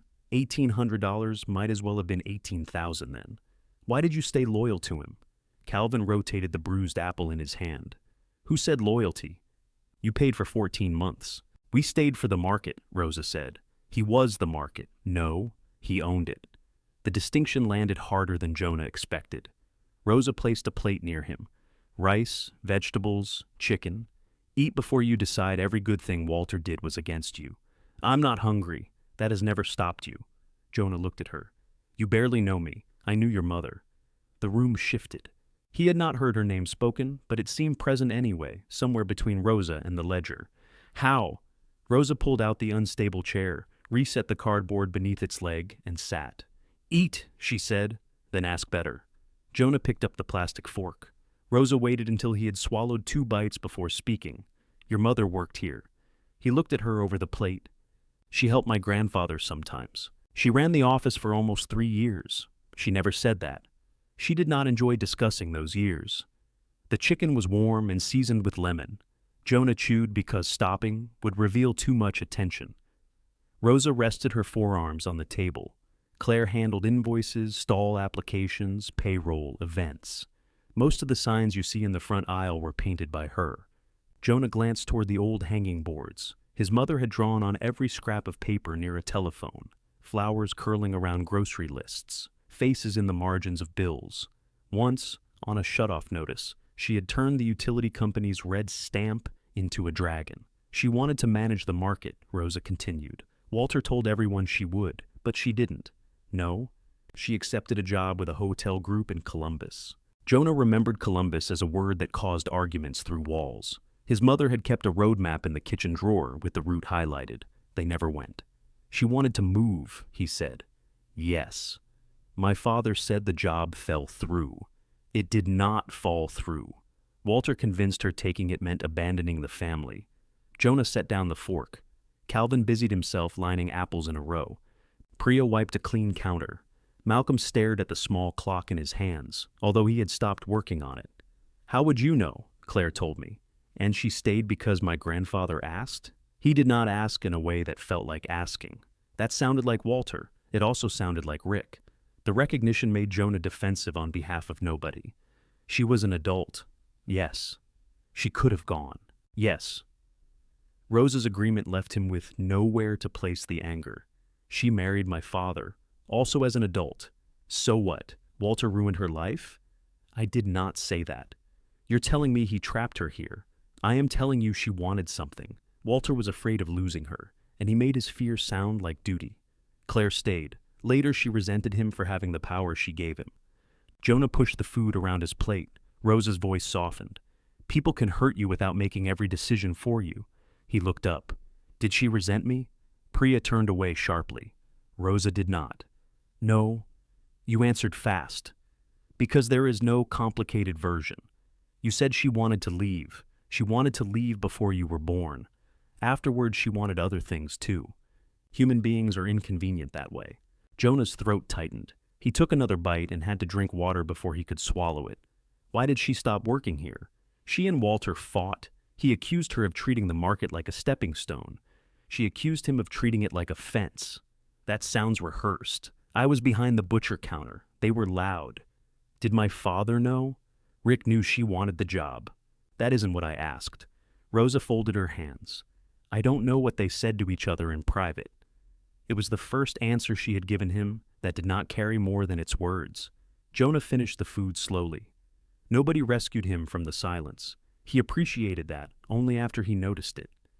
When he set down the fork, Priya collected the plate. Better question? Rosa asked. Jonah opened Walter's ledger again. Did he help you because he felt guilty? Rosa considered it. Sometimes because he was generous, sometimes because helping made him important, sometimes because my business surviving meant his market survived. She tapped the page. The money did not care why, but people do. Yes. Jonah looked around the market. Walter's choices were everywhere and nowhere. The roof did not leak less because its owner had once covered Priya's rent. The leases did not become a punishment because Walter had refused Jonah tuition. Kindness and damage sat in the same ledger, entered in the same handwriting. He pulled the floor plan closer. 1 week, he said. Calvin stopped arranging apples. Until what? Until we know what the first aisle actually costs. Not guesses, prices. Malcolm resumed turning the clock gear. And then we decide if this is stupid. We already know it's stupid, Priya said. We are deciding whether it is possible. Fine. That. Rosa leaned back. What do you need from us? Lists. Equipment that works, equipment that doesn't, what each stall needs before opening. Suppliers, you know. Work you can do yourselves. Money you can honestly commit without pretending. And you, Malcolm asked. I'll price the building work. I'll make a schedule around my shifts. I'll ask Ms. Kell how to write an agreement that doesn't depend on anybody trusting my face. Calvin studied him. Your face is currently very tired. It'll look better in writing. Denise's stabilization proposal arrived Monday morning, while Jonah was asleep face down across Frank's bed, with one boot still on. The email alert woke him. He read the total through one open eye, $9,840. The proposal required half to schedule. It included damaged decking, temporary structural support, a new membrane over the west section, drain work, and a separation curb to stop water traveling beneath the existing roof surface. Full replacement remained recommended. Jonah rolled onto his back. The ceramic rooster watched from the windowsill. Don't, Jonah told it. He spent the afternoon calling contractors whose names he knew from Rick's jobs. 2 did not return his calls. 1 agreed to look at the restroom plumbing until he learned Jonah was Rick Mercer's son, then said he preferred not to become involved in family business. A retired electrician named Art agreed to inspect the front circuits for cash. He found outdated breakers, 3 damaged fixtures, and 1 junction box Priya described as performing witchcraft. The essential repairs would cost $2,100 if Malcolm assisted with fixtures. The cold room compressor could be serviced for $1,200, assuming it did not need replacement. The kitchen hood needed cleaning and a control repair. The 2 restrooms required valves, 1 toilet, 2 faucets, drain clearing, and a section of damaged subfloor. Jonah put every estimate into a spreadsheet at the public library. His total reached $20,000 before gas service, paint, stall repairs, or any surprise larger than 6 inches. He deleted the paint line. Calvin added it back in green. Jonah deleted it again. At the warehouse, Lena found him printing copies of the spreadsheet from the supervisor's office. "Personal printing is against policy," she said. "I use my own paper. Personal entering the supervisor's office is also against policy. You gave me the key to get incident forms. This is an incident." She picked up the first page. Roof stabilization, electrical, plumbing, kitchen ventilation. Her eyes moved to the total. "That is an expensive incident. I'm not asking you for money, I know. You have the posture of somebody about to ask for hours. Can I work inventory weekend?" "You can work one inventory shift. You are already 32 hours, and you have a habit of repairing commercial buildings instead of sleeping." "I sleep. When?" "On buses. That is unconscious transportation." She initialed his request for 8 additional hours. "After inventory, you go home," she said. "I have to frame a wall, then go to your building. I'm still not calling a bus home." Jonah took the paper from her. "Why are you helping? I need people who show up." "That's it?" Lena looked at him. "Do you want a speech or the shift?" "The shift." "Good. Scan the lamps." At the market, the vendors developed their own version of the spreadsheet. Priya could contribute $800 as prepaid rent once essential work began, plus cleaning and kitchen setup. Calvin offered $500, access to a wholesaler who sold commercial shelving, his van, and labor on every Sunday except the first of the month. Rosa could advance $1,000 and arrange discounted refrigeration service through the company maintaining her rented processing room. Malcolm offered no money. "I have parts," he said. "Fixtures, wire, switches, repair labor." "How much labor?" Jonah asked. "The amount necessary." "That isn't a number. It is the number Walter accepted for 20 years. "I'm not Walter." Malcolm's mouth tightened. "Write hours," Jonah said. "Write what they're worth. If you go past them, we agree before you do. No favors somebody remembers differently later." For a moment, Jonah thought Malcolm would leave. Instead, Malcolm took the pencil. 30 hours, he said. 20, 28, 24, 25, and you stopped touching wiring. "I haven't touched wiring." You looked at the electrical cabinet with confidence. 25. Priya hid a smile in her supply list. The money still did not work. Their combined advances and Jonah's next month of wages would not cover even the roof deposit. Calvin suggested asking former vendors to contribute. Rosa rejected it before Jonah could answer. "They surrendered their leases," she said. "They owe nothing." "What about new vendors?" Jonah asked. 4 faces turned toward him. "The empty stalls," he said. "Eventually we lease them." "Eventually," Malcolm repeated. "If somebody wanted to reserve one now, a deposit could help."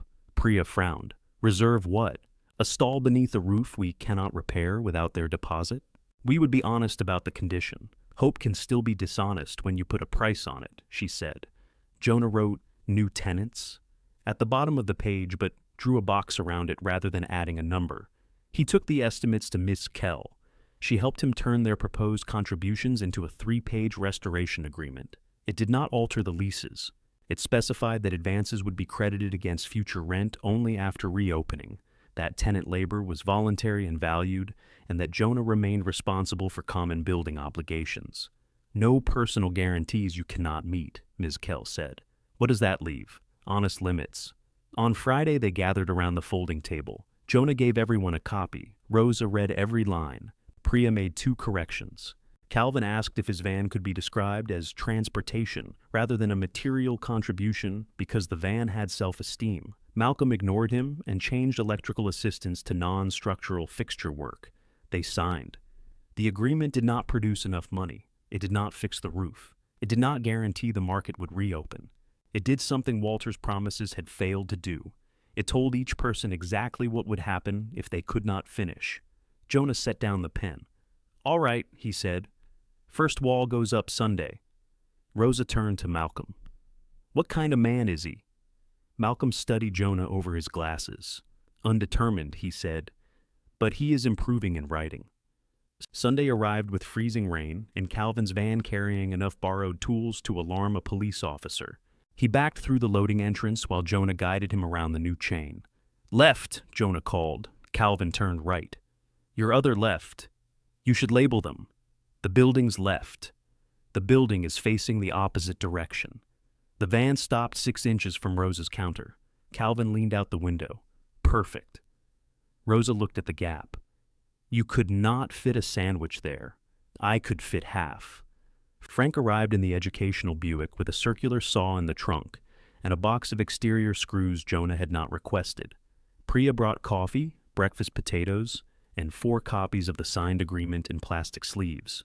Malcolm came last, carrying a level older than Jonah. You own newer tools, Jonah said. Yes. Why bring that? It has never lied to me.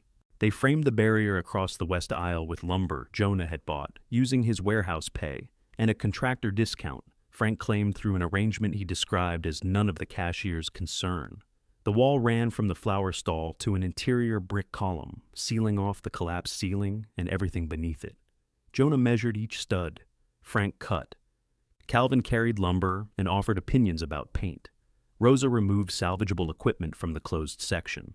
Priya labeled every box, including one containing 3 labels and nothing else. Malcolm stood at the end of the first wall section, holding his level against the stud. Well, Jonah asked. Malcolm examined the bubble. Gravity remains operational. Is the wall straight? Gravity has no complaints. By noon, the market had changed. Not repaired, not reopened, but divided into a part they could touch and a part they could not. The barrier gave the damage an edge. Before, failure occupied the whole building. Now, it ended at a line of new lumber. Jonah stepped back and saw everyone else doing the same. Calvin bit into one of the bruised apples. Paint would help. No. The wood is emotionally unfinished. So are you. Exactly. Paint helps. Frank left after lunch, claiming he had to return before the Buick taught itself arson. Malcolm rewired 2 front fixtures, while Jonah removed damaged ceiling tile under his supervision. When the second fixture came on, the aisle brightened from Rosa's counter to Priya's kitchen. Dust floated in the light. Priya looked up. I had forgotten that one worked. It didn't, Malcolm said. That is the nature of repair. Rosa wiped her display glass, though nothing would be displayed for weeks. Jonah watched them begin using the space before it was ready. Calvin set empty crates in the same formation his stall must once have held. Priya opened cabinets and made lists. Malcolm wound 3 clocks and placed them along a shelf to see whether the building's temperature affected their timing. The market did not need people to imagine it alive. It needed people, and then the imagination happened by itself. The roof deposit remained $4,000 beyond reach. Denise would hold the price for 30 days. Jonah marked each day on the office calendar. He transferred nearly every warehouse check into the building account, leaving enough for Frank's future rent, bus fare, and food he pretended cost less than it did. Rosa noticed when he began accepting her sandwiches without arguing. You can say thank you, she told him. I returned the paper. That is recycling. Thank you for recycling. She put mustard on both sides the next day. The front aisle slowly cleared. Jonah and Calvin hauled 6 dumpsters worth of ruined shelving, plaster, broken chairs, and boxes Walter had labeled MISC, which turned out to mean nothing worth keeping and several things too strange to throw away. Priya scrubbed her kitchen until the steel counters reflected light. Malcolm repaired the green letter M from the exterior sign at his apartment and returned with it wrapped in a blanket. People began noticing the doors opening. At first, they only looked through the glass. Then former customers knocked. A gray-haired man asked whether Malcolm still repaired record players. A nurse from the clinic ordered a future tray of Priya's lemon chicken, without asking when future would be. A restaurant owner spoke to Rosa for 20 minutes about beef prices. Calvin sold him the less bruised apples from the van. Jonah wrote, "No public entry, active work site" on poster board. Somebody added, "But we missed you" underneath. Calvin denied responsibility because the handwriting was blue. The first prospective tenant arrived carrying a box of pastries.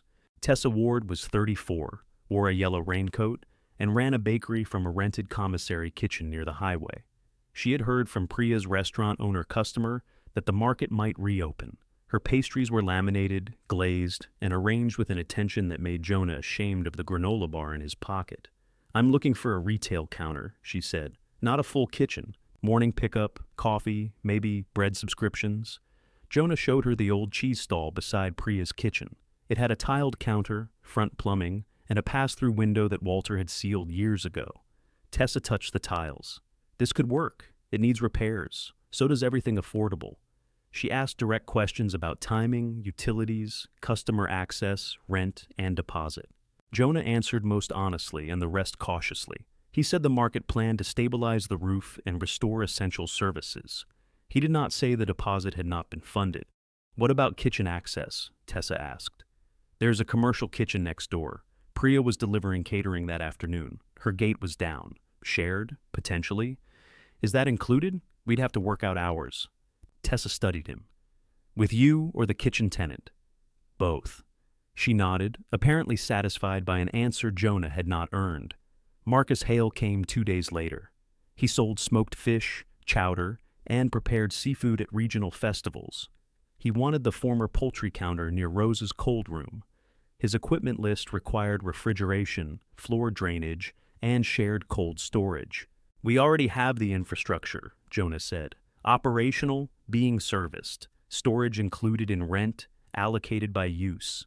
He had learned that phrase from a sample commercial lease. How much can I reserve it for? Jonah thought of the calendar in the office. Denise's price expired in 19 days. 2,000, he said. Refundable until a final lease is signed. Marcus wrote a check. Tessa brought one for 2,500 the next morning. Jonah deposited both into the building account and called Denise. I can fund the roof deposit Friday, he said. Then I can schedule the following week.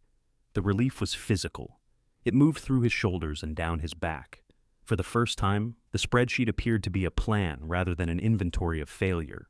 A refurbished boiler Calvin located through a restaurant equipment dealer would cost $3,700 plus installation.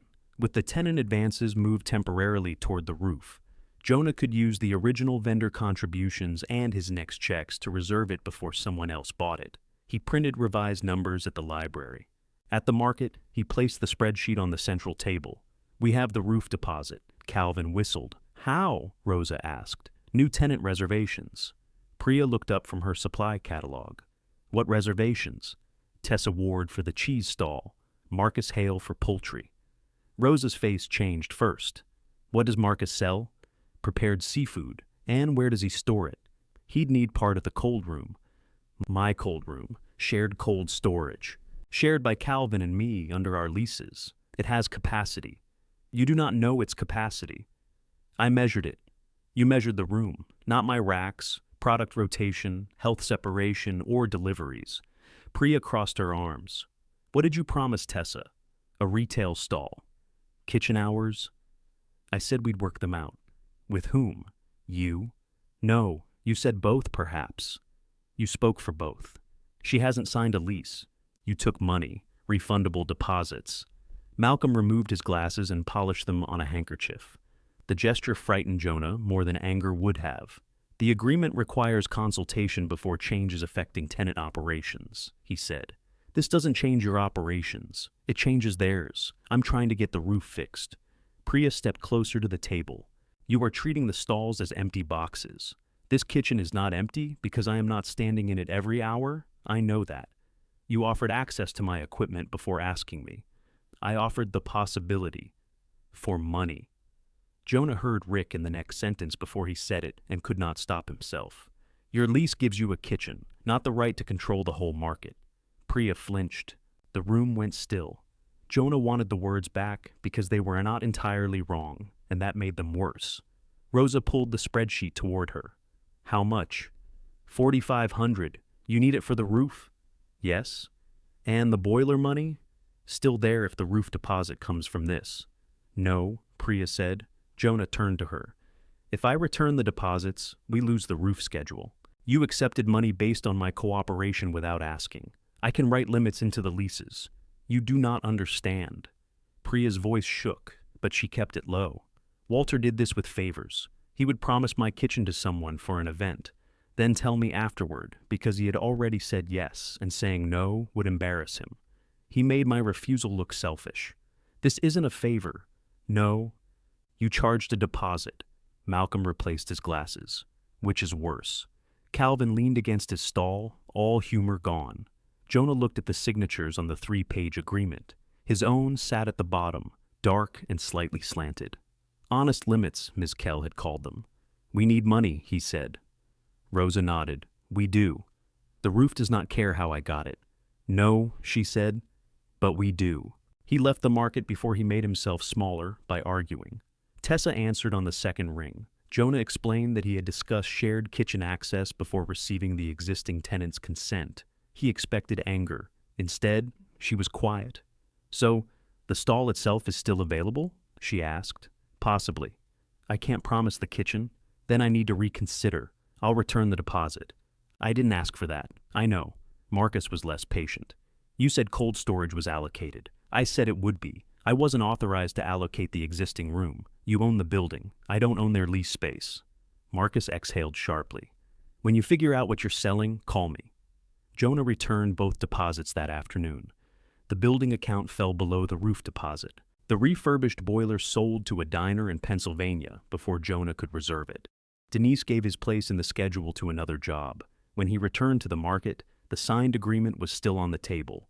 Priya stood behind her counter, scraping old labels from a shelf. I returned the money, Jonah said. I know. Tessa called me. Of course she did. She asked whether we could discuss kitchen hours without you. He looked at her. Priya scraped another label. I said we could discuss them with you present. It was not forgiveness. He had learned not to mistake small things. I lost the boiler, he said. I know. And the roof date. I know. I was trying to move us forward. Priya set down the scraper. So was Walter, she said. That did not make every direction forward. Malcolm stopped coming to the market. He did not announce it. On Monday, his gate remained down. On Tuesday, the green work lamp behind his counter stayed dark. His level disappeared from the new wall, and the toolbox he had left beside the electrical cabinet was gone. Jonah called him Wednesday. I have work this morning, Malcolm said. At the market, at my workbench. We need to finish the fixtures. You need to finish the fixtures. The agreement says 25 hours. The agreement also says decisions affecting tenant operations require consultation. I returned the money, yes, and apologized. Yes. Then what else do you want? Malcolm was quiet. Jonah stood in the office, looking through the glass at 3 empty stalls and 1 dark one. I want not to discover later what you decided earlier, Malcolm said. I told you as soon as I had deposits. You told us after you had deposits. The order matters. So you're done? With the restoration, for now. For now means what? It means, I do not know yet. Jonah gripped the phone. You could have said something. I just did. The call ended politely, which made Jonah want to throw something. He settled for kicking the office wastebasket. It rolled beneath the desk, struck Walter's old adding machine, and caused a stack of utility bills to slide onto the floor. Jonah crouched to gather them. Every page contained another person waiting to be paid. Insurance, electricity, water, waste collection. Frank's rent would begin Friday. His bus pass expired the following week. The warehouse had scheduled him 38 hours, which would have felt like abundance if most of the money had not already acquired a destination. He found the signed restoration agreement beneath the bills and almost laughed.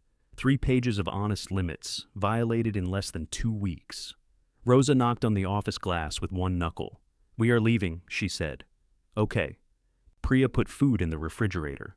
Okay, do not sleep here. I have a room. Do not sleep there either. Go outside at some point. He waited until the loading door closed before resting his forehead on the desk. The market had become quieter than it had been when he first entered. Then the dark had contained people. Now he knew exactly where they should have been. At Frank's garage, the brown paint on the stairs had dried with 3 paw prints across the lower tread. Frank pointed at them. Customer, dog, raccoon. That's not a customer. He brings me no money and leaves damage. That describes several. Jonah climbed to the room. A folded invoice sat beside the ceramic rooster. Frank had written rent Friday at the top and drawn an arrow toward the total. 125, Jonah called through the open window. Arithmetic remains strong, Frank called back. Jonah opened his wallet. $83. He went downstairs. I can finish painting the railing. Painting does not become more valuable when repeated. The back garage door drags. I can fix a door. Then why does it drag? Frank looked offended on behalf of the door. Jonah spent 2 hours planning the swollen edge, replacing a hinge, and adjusting the latch. Frank credited $50 toward the week. That's more than it's worth, Jonah said. I know, I don't want charity, then owe me. That's charity with paperwork. It's rent with flexibility. Jonah thought of Walter's ledger. Deferred, credit, carry, no. Frank leaned against the workbench. You planning to live your whole life without ever being the person who needs the extra 50? I need the 50. Then stop acting like needing it is a character defect. Jonah looked at the shavings on the floor. What do I owe you besides the door? Tuesday night, I have a transmission coming out of a delivery truck. You help. I work Tuesday. Wednesday, I work. Thursday, market. Frank stared at him. Sunday morning, fine. 8 o'clock, fine. Bring the cow sweatshirt. It makes me trust you. Jonah paid $75 and wrote transmission, $50 on the back of Frank's invoice. Frank initialed it. The transaction should have felt embarrassing. Instead, the written line made the debt small enough to carry. Jonah spent that night rebuilding the market spreadsheet. He removed every promised contribution and every hoped-for payment. He listed only money currently in the building account, repairs already completed, obligations due, and work with firm prices. Then he added a second page. Who is affected? Roof. Everyone. Electrical. Malcolm, common aisle. Cold room, Rosa, Calvin. Kitchen access, Priya. Loading schedule, Rosa, Calvin, future vendors. He kept going until nearly every decision had at least one name beside it. At the bottom, he wrote, nothing offered until the name says yes. It sounded childish. He left it. He called the 4 vendors and asked them to meet Friday. Malcolm said he would attend as a tenant, not as restoration labor. That's fair, Jonah said. It is contractual. It can be both. Malcolm did not answer. Friday's meeting took place at the central table beneath 3 working fixtures and 1 dark one. Jonah had moved the table twice before settling it, where the floor was least uneven. Priya brought tea but no food. Rosa carried a calculator. Calvin arrived with the bruised apple crate, now empty except for invoices. Malcolm sat farthest from Jonah. Jonah handed out the revised sheets. This is every dollar, he said. Building account, unpaid vendor advances, my available wages, current bills. I put Frank's rent on there because if I lose the room, I become less useful and more annoying. Calvin examined the page. More annoying? There's room for disagreement. There is not, Jonah continued. I was going to use your advances toward the boiler and the new deposits toward the roof. That was never in our agreement. I decided it because it made the numbers fit. Rosa touched a calculator key. If we make the original advances now, she said, what remains for the roof deposit? $1,720. And then nothing for heat, Priya said. Correct. The roof work could begin when? Denise can put us back on the schedule in 3 weeks if I fund the deposit by Monday. That is not much time, Calvin said. I know. What are you asking? Malcolm said. Jonah looked at each of them. Not what can you give me? What can you risk without hurting the business you already have? Rosa's calculator stopped. If the answer is nothing, write nothing, Jonah said. If your labor keeps you from paid work, count that. If an advance leaves you short somewhere else, don't make it. I'm not going to turn your sacrifice into proof you belong here.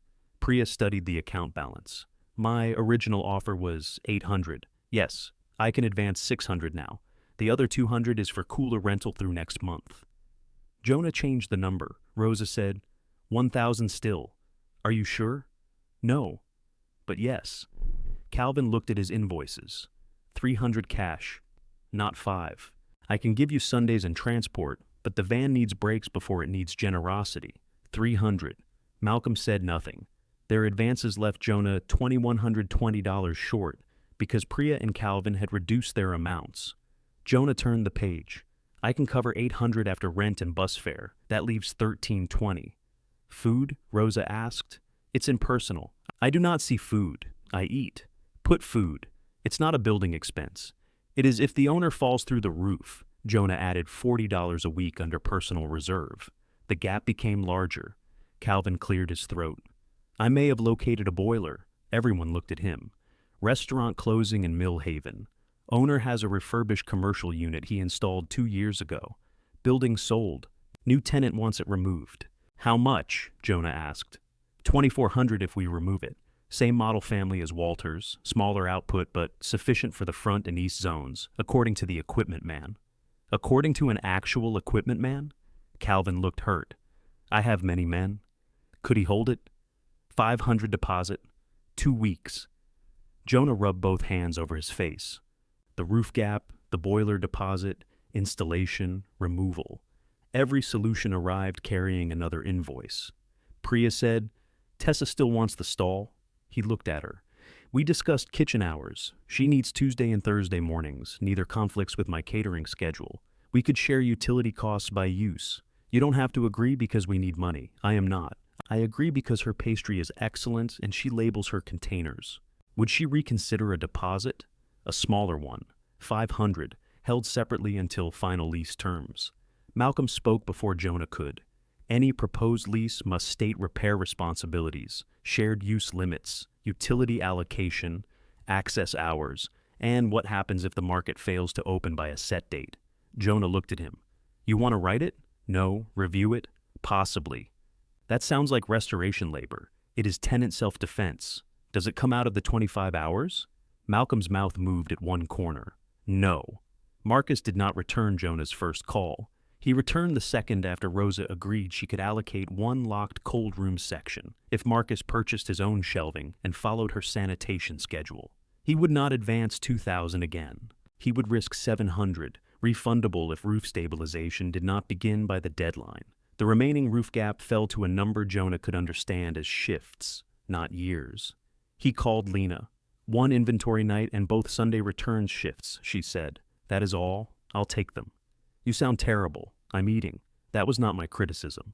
Frank agreed to delay $25 of rent in exchange for Jonah helping remove the transmission. Jonah wrote it down. By Monday morning, the roof deposit existed, not in one dramatic check. It existed in Priya's 600, Calvin's 3, Rose's 1,000, 2 cautious prospective tenant deposits, Jonah's wages, and a room payment Frank had allowed him to earn sideways. Denise accepted the deposit and scheduled the work. Calvin reserved the boiler with money from a produce delivery he postponed replacing the van's brakes to make. No, Jonah said when he found out. The brakes first. The boiler will sell. Then it sells. We need heat. We also need you to stop when the building does. Calvin stared at him. Jonah moved $500 from his next projected wages into the boiler line, though it pushed installation farther away. Fix the van. Calvin took out his green pen and changed the spreadsheet. Malcolm returned to the electrical cabinet that afternoon. He placed his old level on the counter beside Jonah. I thought you were still deciding, Jonah said. I have decided to complete the 25 hours. What changed? Malcolm glanced at the sheet taped above the central table. Nothing offered until the name says yes. It is badly phrased. I know. And obvious. I know. Malcolm opened his toolbox. Walter had a gift for making obvious things negotiable, he said. Do not inherit that. 3 weeks later, Denise's crew climbed onto the roof. Everyone came to watch, though there was little to see from inside except boots passing over the ceiling and dust trembling from the beams. By afternoon, damaged decking lay in a dumpster. By the second day, new supports crossed the west section. Rain began overnight. Jonah arrived before dawn and walked the barrier with a flashlight. The buckets were dry. He stood beneath the new front fixture in Rose's cow sweatshirt, listening to rain remain outside. For once, the building was making no request of him. The rain continued until breakfast, then stopped as if it had proved its point. Rosa arrived with coffee and found Jonah moving the dry buckets into a stack. You can leave them, she said. For what? Humility. They take up floor space, then keep one. He slid the last bucket behind the barrier. The roof work consumed 5 days and every dollar they expected. Denise replaced more damaged decking than her proposal allowed, then reduced the labor charge by assigning Jonah and Calvin to debris hauling instead of her crew. This is not a favor, she told Jonah. You are slower than my workers, and I am charging appropriately. Thank you? You're welcome. The finished stabilization was plain black membrane, new drainage, and a raised separation curb that looked too small to justify its cost. Denise walked Jonah across it after the final inspection. This stays dry if you keep the drains clear, she said. It does not make the eastern membrane younger. Full replacement still needs to happen. How long do I have? Roofers hate that question. People with no money love it. She considered the seams. Maintain it. Inspect after storms. Address small failures immediately. You may get years. You may discover another weak section in spring. That's not an answer. It is the only honest one. Jonah signed the completion sheet. Below, the market had begun to sound less empty. Malcolm's repaired clocks ticked at different volumes. Priya tested her hood controls without gas, producing a metallic click every few seconds. Rosa and a refrigeration technician argued about whether the cold room compressor sounded tired or merely old. Calvin arrived with the refurbished boiler on a borrowed flatbed. He had fixed the van's brakes first. He demonstrated this by stopping too hard at the loading entrance and sending a toolbox across the passenger floor. The boiler was blue, waist-high, and scratched along one side. To Jonah, it looked beautiful. The equipment dealer had disconnected it, but would not install. Frank knew a licensed heating contractor named Luis Molina, who agreed to do the work if Jonah and Calvin handled removal of the old unit and placement of the new one. Removing Walter's boiler required 2 dollies, 3 lengths of pipe, a borrowed winch, and vocabulary. Priya said would damage the flavor of food if used near her kitchen. The old machine resisted every doorway. It came in somehow, Jonah said, pushing from the basement side. Buildings shrink, Calvin grunted. Metal doesn't. Then the boiler grew. Frank worked the winch from above. Both of you stop applying science and push. They got it out after 4 hours. A trail of rust marked the basement stairs like dried blood. The new boiler went down in 40 minutes because Louise measured first. That feels insulting, Calvin said. It's geometry, Louise replied. Same thing. Installation emptied the building account again. Luis replaced 2 unsafe valves and found a circulation pump nearing failure. He showed Jonah the worn bearing, explained what it would cost later, and wrote the model number on the boiler room wall. No surprises? Jonah asked. Luis looked around the basement. Not in this building. When he opened the gas and started the unit, the boiler clicked, hummed, and then produced a low, steady burn. Warmth did not arrive dramatically.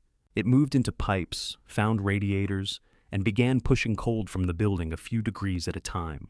Everyone stood in Rosa's stall with their hands on the nearest radiator. Calvin closed his eyes. I have missed expensive air. That is not air, Malcolm said. It is radiant heat. Then I have missed being corrected while warm. Jonah touched the radiator. Its paint smelled dusty as it heated. The market still needed restroom work, hood service, cold storage, front door repair, and more electrical fixtures. It needed insurance adjustments, operating permits, stall cleanup, signs, chairs, and money for things no spreadsheet had predicted. But the rain remained outside, and the radiators were warming. For the first time, reopening became a question of when rather than whether. That change reached people beyond the market. Tessa signed a lease for the cheese stall after she and Priya wrote a kitchen sharing schedule that ran to 6 pages. Marcus returned with shelving dimensions, sanitation requirements, and no apology for refusing Jonah's earlier call. I wanted to see if you finished something, he said. You could have asked.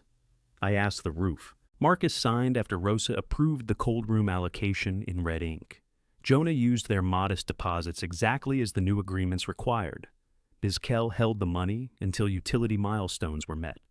Nobody enjoyed the arrangement, which made Malcolm trust it.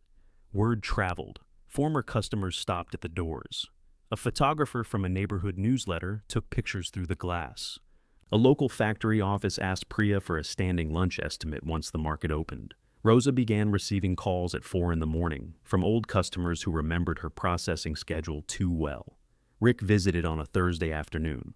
Jonah was replacing the top hinge on the front doors when his father's truck pulled to the curb. Rick got out wearing work boots and a navy jacket embroidered with a Mercer remodeling. He stood on the sidewalk looking up at the repaired green M. That was crooked, he said. Malcolm fixed it. I remember Walter blaming you. The scissors barely worked. Rick smiled despite himself. He bought those scissors at a pharmacy on the way over. Jonah kept tightening the hinge. Rick stepped inside. The market was warmer than outdoors. Priya's counters held labeled containers. New LED tubes lit the front aisle. Rosa's display case had been serviced and polished. Malcolm's gate stood open behind a shelf of clocks.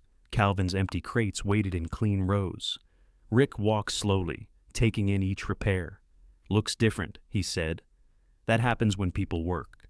I know what work does. Jonah set down the driver. Rick tested the front door, opening and closing it twice. Still dragging at the bottom. The threshold swelled. Plane the door. I'll replace the threshold. It'll drag until you do. I know. Rick looked toward the barrier. What's behind that? West aisle. The roof failure? Stabilized. Section stays closed. How much did that run? Jonah picked up the driver. Enough. Who paid? Everybody. Rick nodded as though a suspicion had been confirmed. Rosa watched from her counter without appearing to. Malcolm wound a clock. Priya had gone silent in the kitchen. Rick lowered his voice. Can we talk somewhere? They used the office.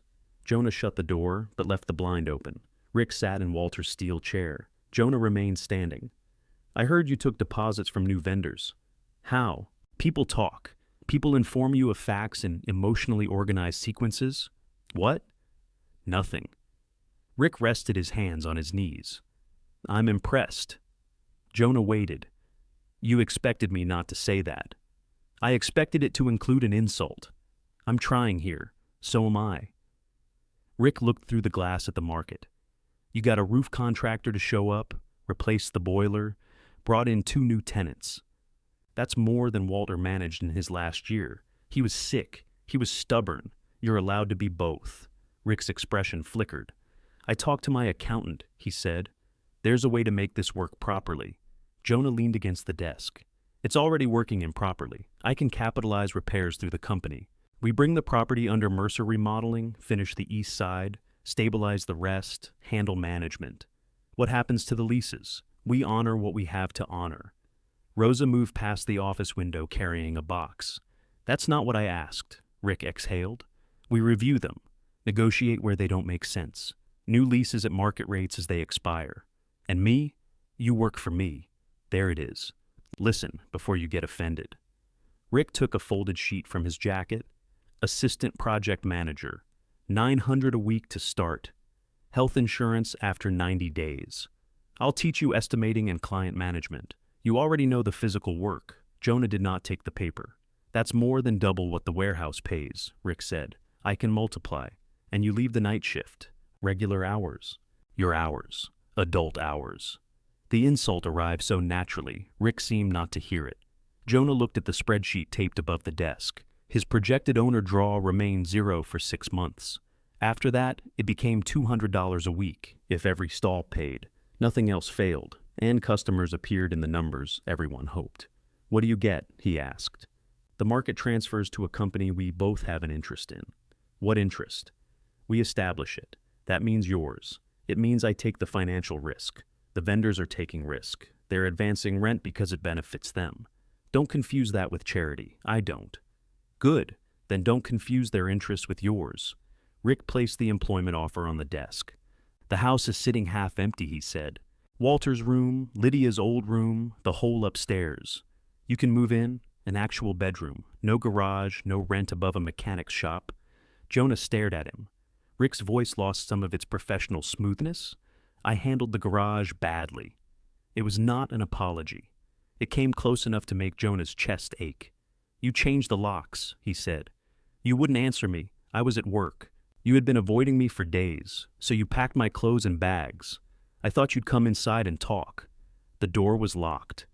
Rick looked down at his hands. I left the front door unlocked. Jonah had not tried it.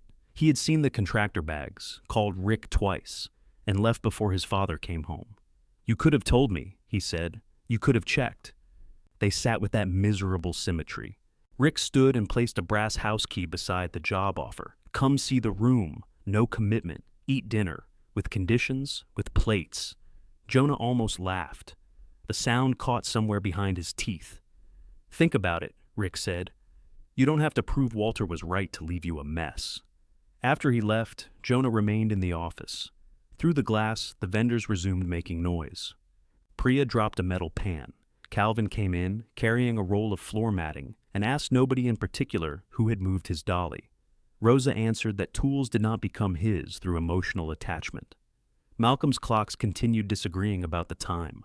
The house key lay on the desk.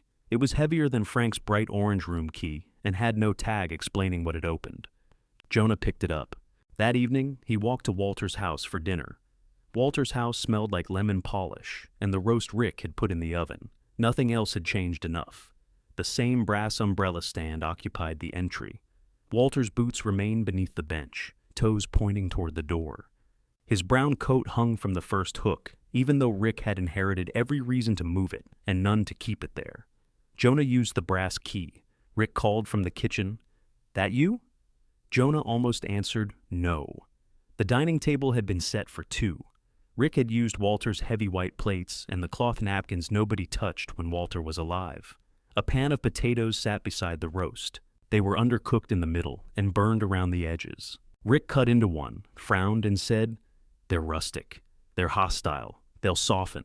They're not going back in the oven." Rick carried the pan to the sink anyway. For several minutes, they talked about repairs because repairs had measurements and causes. Rick asked about the roof membrane. Jonah described the new separation curb. Rick disagreed with the front door threshold plan, then stopped himself halfway through, explaining the correct method. "Do what you think," he said. Jonah looked at him. "Are you sick? I'm eating a potato that could break a window. Show respect." They both laughed. It came easily enough to make everything afterward harder. Rick had cleared Lydia's old room. The floral wallpaper remained, but the furniture was gone, except for a bed and a walnut dresser. Clean sheets waited beneath a folded quilt. A new lamp stood on the bedside table. Through the window, Jonah could see the garage where Walter had taught him to sharpen chisels. "It's quiet," Rick said. "Heat works, shower points in the correct direction. Frank's is mostly correct. You could stay tonight. I have things at the room. You own a duffel bag. I have a ceramic rooster." Rick nodded solemnly. "Then I understand the emotional complexity." Downstairs, the employment offer lay on Walter's desk beside a second document. Jonah read both while Rick made coffee. The second paper transferred Mercer Public Market into a new limited liability company. Rick would own 70% initially because he would fund repairs and assume debts. Jonah would hold 30%, increasing after 5 years of employment if the company met certain targets. Jonah turned the page. "You said a company we both have an interest in. That's an interest. I own all of it now. You own all the liability too. What happens if I quit working for you? Your percentage stays where it is when you leave, and you manage the property. Professionally." Jonah read the paragraph about leasing decisions. "You decide which leases get renewed. By then, you'll be part of those decisions. I'm part now." "Jonah, this is what capital does. The person putting in money gets control proportional to risk. Rosa risked $1,000 she needed for her business, and she gets rent credit." Calvin delayed fixing his brakes, which was foolish. I made him fix them. Rick set 2 mugs on the desk. "Good. You manage a tenant. That doesn't mean you know how to carry a commercial property for 20 years. I don't. You're allowed to learn without nearly killing yourself." The offer was good enough to hurt. Regular pay, health insurance, a bedroom, capital for the market. A father who had said, in his own incomplete way, that he wanted Jonah home. All Jonah had to surrender was the right to decide what home meant after he arrived. "Would you have offered this before the roof?" he asked. Rick sat in Walter's desk chair. "No." "Before the boiler?" "No." "Before Tessa and Marcus?" "No." "Then you're not saving me from a worthless building. I'm responding to new information." "You're responding to value. That's what adults do." Jonah looked at the percentage again. Rick leaned forward. "You think I'm trying to steal it? I'm trying to keep you from spending the next 10 years carrying Walter's promises. He did this to people. He made his refusal to let go look like loyalty. He did, and he left you the worst piece because he knew you'd need to prove something. Maybe. You don't owe him that." Jonah folded the documents. "Can I take these?" "Of course." Rick smiled, small and careful. He thought Jonah was bringing them home to sign. Jonah slept in the floral room. He told himself it was because the last bus had passed. He kept his clothes in the duffel and the brass key on the bedside table. At 2 a.m, pipes clicked inside the walls. He woke believing for one confused second that he was back in Walter's house years earlier and his mother was downstairs drawing on an unpaid bill. In the morning, Rick made eggs. "I have a site visit at 8, he said. "You can ride with me. We'll stop at the market." Jonah carried his duffel to the truck. The ride felt dangerously ordinary. Rick complained about drivers who signaled after turning. He asked whether Jonah still liked old stereo equipment. He said one of his clients had a receiver headed for the trash. I could bring it by. To the market? Wherever. A version of Jonah's life opened in front of him. Work beside Rick. Dinner at the house. Market repairs funded without counting warehouse shifts. Maybe control did not matter as much as safety. Maybe 30% of something working was better than all of something constantly hungry. At Garrison Street, Malcolm was unlocking the loading door. "You're early," Jonah said. "I am on time. You are arriving in your father's truck." Rick lowered his window. "Good morning to you too, Malcolm." "No." Rick drove away. Inside, the market clock lay open on the central table. It was larger than the repair clocks Malcolm kept behind his gate, a round brass-framed clock that had once hung above the market's main aisle. Jonah remembered workers removing it after the minute hand began falling to 6 every hour. Malcolm had taken off the back cover. The mechanism sat exposed beside a tray of screws and worn gears. Where was this? Storage above the office. There's storage above the office? There is a caretaker room, currently being used as storage. Jonah looked toward the narrow door beside Walter's office. He had assumed it contained cleaning supplies. The staircase is behind that? Yes. You could have mentioned it. You did not ask for a vertical tour. Malcolm turned the clock case. Along the inner wooden rim, repair dates had been written in pencil. 1978, E. Price. 1989, M. Price. 1998, Walter cleaned. 2004, New Spring. 2011, MP. Near the bottom, in crooked adolescent handwriting, were the words Jonah, escapement, with a date 7 years earlier. Jonah touched the pencil marks. "I didn't repair this." "You replaced a bent anchor pin and adjusted the escapement." "Walter did." "Walter held the flashlight and told you that you were doing it wrong. That sounds more accurate. You did the repair." Jonah remembered the afternoon in a sudden physical way. Brass smell on his fingers, Walter breathing through his nose beside him, the terrible concentration of guiding a tiny pin into place. Afterward, Walter had wound the clock and said, "It'll do," which Jonah had understood as praise because he had learned the dialect. "Why are you fixing it now?" he asked. "It belongs above the aisle. The aisle isn't open. The repair may take time." Jonah held the brass frame. "Did he tell you he was leaving me the market?" "No. He told Rosa I might come." Walter told different people different amounts. It allowed him to imagine he had communicated. Jonah took the folded company papers from his coat. "My father offered to finance everything." Malcolm did not look surprised. "In exchange, 70%. "Ah, that's all? Would you like me to insult him?" "A little. I charge for specialty work." Jonah pulled out a chair. "It would solve the money." "Yes, I'd have health insurance. Useful. A room in Walter's house. Warm. My father knows construction. He knows how to run payroll, deal with suppliers, schedule people. All true. You're terrible at this." "You are not asking whether the offer is practical." Jonah looked at his 14-year-old handwriting inside the clock. "What am I asking? Whether needing the offer makes accepting its conditions wise." The clock mechanism gave a small metallic click beneath Malcolm's hand. Jonah thought of the brass house key and Frank's orange tag. One opened a better room. The other opened a room that became his because he repaired the way up. He thought of Walter making Claire's choice sound like duty, of Rick making control sound proportional, of himself promising Priya's kitchen because the market needed money. Different men, same clean tone. "What was upstairs?" he asked. "Walter's caretaker used it decades ago. Then Walter slept there during holiday weeks and emergencies. It has a sink and bathroom, no approved residential use now. Plumbing is disconnected. The stairs require repair. Of course they do. Would you like to see it?" The caretaker room had a low ceiling, dusty windows, and enough boxes to hide the floor. Old vendor banners leaned against one wall. A narrow bed frame stood upright behind a filing cabinet. The bathroom contained a cracked sink and a toilet with no tank. Sunlight came through the front windows above the market sign. From there, Jonah could see Garrison Street, the river path, and Rick's truck turning the far corner. "It's awful," he said. "Yes. It could be a room. Most rooms can." Jonah unfolded Rick's company papers on the windowsill. He did not tear them. That would have made the refusal about drama instead of terms. He called Rick. "I'm not signing." Silence filled the line. "You slept at the house," Rick said. I needed to know what I was saying no to. I offered you a job, I know, a home. You offered both if I gave you control. The room wasn't conditional.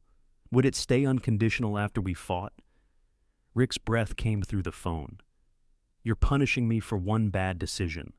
No, I'm believing it happened. And you think these people won't disappoint you? They already have. I've disappointed them. That isn't an answer. It's the one I have. Rick's voice hardened. When this falls apart, don't say nobody tried to help. Jonah looked down through the dusty glass at Rosa opening her gate, Priya carrying in a stack of pans, and Calvin arguing with Marcus over shelf brackets. They tried, he said. Rick hung up. The weeks before opening narrowed into lists. Luis finished the boiler controls. Rosa's refrigeration technician revived the compressor after replacing a relay. Malcolm and Art completed the front circuits. Jonah and Frank rebuilt the worst restroom floor. Priya's hood passed its service test. Tessa painted her stall yellow after Calvin began painting it green without permission. The caretaker room waited. Jonah filed the paperwork required to restore its residential use and repaired the stairs when he had spare hours, which were mostly theoretical. They chose a Saturday opening because the factories were running overtime and the neighborhood newsletter promised coverage. 4 original businesses would open with Tessa and Marcus. The west aisle remained closed behind its painted barrier. Calvin finally got his paint, warm cream below the green market signs. On Friday night, nobody wanted to leave. Priya lined up menus. Rosa loaded the display case. Malcolm set the repaired market clock to 6 o'clock and hung it above the central aisle. Tessa arranged empty bread baskets for morning. Marcus polished a menu board until Calvin accused him of removing the words. Jonah stood on a ladder beneath the clock. The second hand moved past the pencil mark hidden inside its case. "It'll do," Malcolm said. Jonah looked down at him. Malcolm's face remained perfectly straight. By 5 the next morning, rain had begun tapping the front windows. Jonah entered through the loading door and heard water running, where no water should have been. A supply line had split above the corridor ceiling. The first section of tile dropped before he reached the shutoff. Jonah reached the basement valve as a second ceiling tile fell. He turned the square stem with the wrench Malcolm had left on the pipe. Water stopped above him, but the market changed immediately. Priya's kitchen faucet coughed dry. Rosa's sink lost pressure. The restroom tank stopped filling. The broken line served the entire east side before branching into the loading corridor. Jonah stood beneath the split pipe with water dripping off his hair and checked the time. 5:17. They were supposed to open at 8. He called Malcolm first. The supply line broke. "Where?" "Loading corridor ceiling." "Did you close the branch?" "Yes." "Is water still moving?" "Only downward." "I'll bring lights." Malcolm hung up. Rosa answered on the second ring. "I am driving." "How did you know?" "Priya called me." "I didn't call Priya." "I called Malcolm," Priya said, appearing in the loading doorway with 3 food carriers and an umbrella dripping onto the floor. "You got here in 4 minutes." I was outside arranging my courage. She set down the carriers, took in the hanging ceiling tile, and removed her coat. "What do you need?" "Buckets, towels." "Open the front doors for airflow, but don't turn anything electrical on back here. You are standing in water holding a phone." "Good point." He put the phone in his pocket. Rosa arrived carrying 2 mops, a floor squeegee, and enough absorbent pads to suggest she had expected disaster eventually. Calvin backed his van to the loading entrance with a wet-dry vacuum in the passenger seat. "The van is not allowed to discuss the vacuum," he said. "They have history." Frank came in behind him with an extension cord. "How did you hear?" Jonah asked. "Calvin." "How did Calvin hear?" "Priya." Jonah looked at Priya. She rolled up her sleeves. "Unlike Walter, I communicate." Malcolm arrived with portable work lights and a small ladder. He inspected the ceiling before allowing Jonah beneath it. "More tile has to come down." "I know. You will wear eye protection." "I know. You are already bleeding." Jonah touched his forehead. The first tile had cut him near the hairline. Rosa pressed a clean towel against it. "I'm fine. You are leaking. So is the building. We can care about 2 leaks." She held the towel there until he took it from her. They pulled the soaked ceiling panels, exposing the pipe. A split ran 4 inches along an old copper section, where the line passed too close to the exterior wall. The insulation around it had compressed into a damp gray strip. It froze, Jonah said. The building is heated now, Priya said. The corridor isn't. Cold pocket above the ceiling. Can you fix it? Jonah followed the pipe with his flashlight. The loading sink and an exterior hose connection branched off just beyond the split. The main line continued toward the kitchen. If I cut out this section and isolate those two connections, I can restore water to the stalls. We lose the loading sink. Do we need it today? Rosa asked. No. Then today is not emotionally attached to the sink. Calvin took the parts list and drove to the hardware store. Frank set up the vacuum. Malcolm ran extension cords from a dry circuit in the front aisle. Priya and Rosa pushed water toward the drain, which accepted it reluctantly, but did not burp any back. At 6:20, customers began arriving. Not many. 3 people at first, standing beneath umbrellas outside the front doors. One carried flowers. Another peered through the glass and waved when Rosa passed. Priya looked at the clock. They are very early. They want to be first, Rosa said. To a flood? They do not know about the flood. A car stopped near the curb, then another. The neighborhood newsletter had posted a photograph of the market sign with "Opening Today" in green letters. Tessa shared it with her bakery subscribers. Marcus had advertised chowder samples. Calvin had apparently promised apples to anyone willing to pretend his handwritten signs looked professional. Jonah's phone showed 2 missed calls from Rick. At 6:35, Rick walked through the front doors wearing his Mercer remodeling jacket. He looked at the damp floor, the ladder, the exposed pipe, and Jonah kneeling beneath it. What happened? Freeze split. Main? Branch serving east. Parts? Calvin's getting them. Rick checked the line. You need to replace farther back. That copper's soft. I'm isolating the loading connections and restoring service. Full replacement later. You'll be back inside this ceiling in a month. Then I'll replace it later. Rick glanced through the market windows. More people had gathered under the awning. You can't open like this. I know, my crew's 10 minutes away. Jonah lowered the tubing cutter. Why? We're staging at a job on Radnor. 6 men, 2 extraction machines, fans, plumbing tools. I can have this cleared before 8. The offer struck Jonah with immediate, shameful relief. How much? Rick looked at him.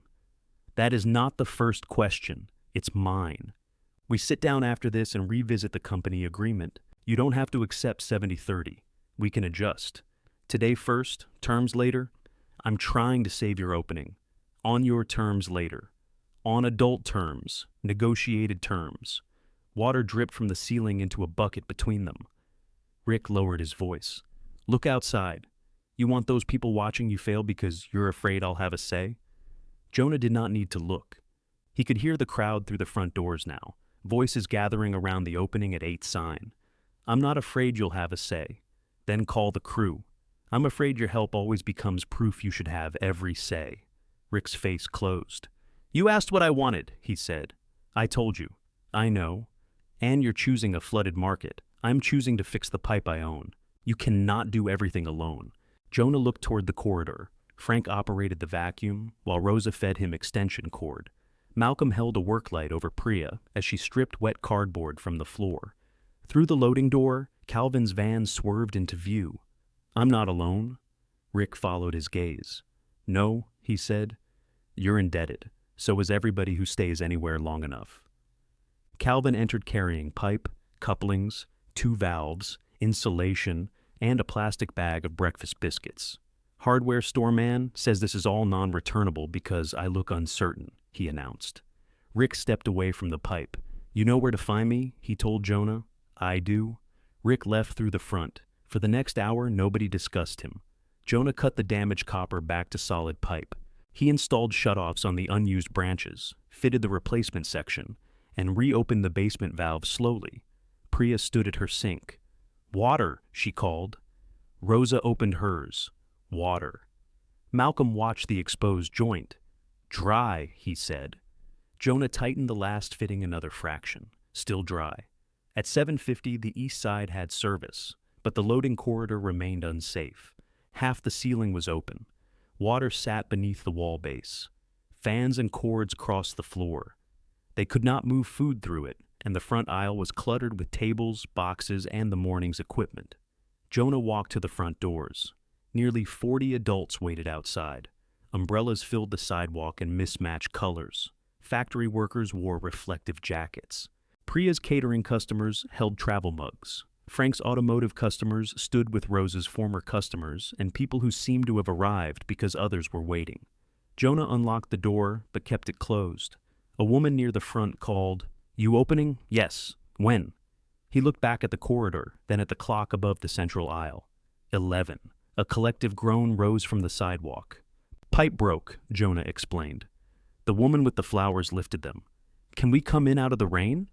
"The floor's wet. We own shoes. We need to move everything to the front and keep the loading side clear." A man in a factory jacket said, "Then open the door." Jonah did. They did not enter like customers. They entered like people arriving late to help move somebody. Tables traveled forward hand to hand. A restaurant owner carried Tessa's bread baskets. 2 nurses from the clinic wiped chairs. A man who had brought a record player for Malcolm used Frank's second vacuum.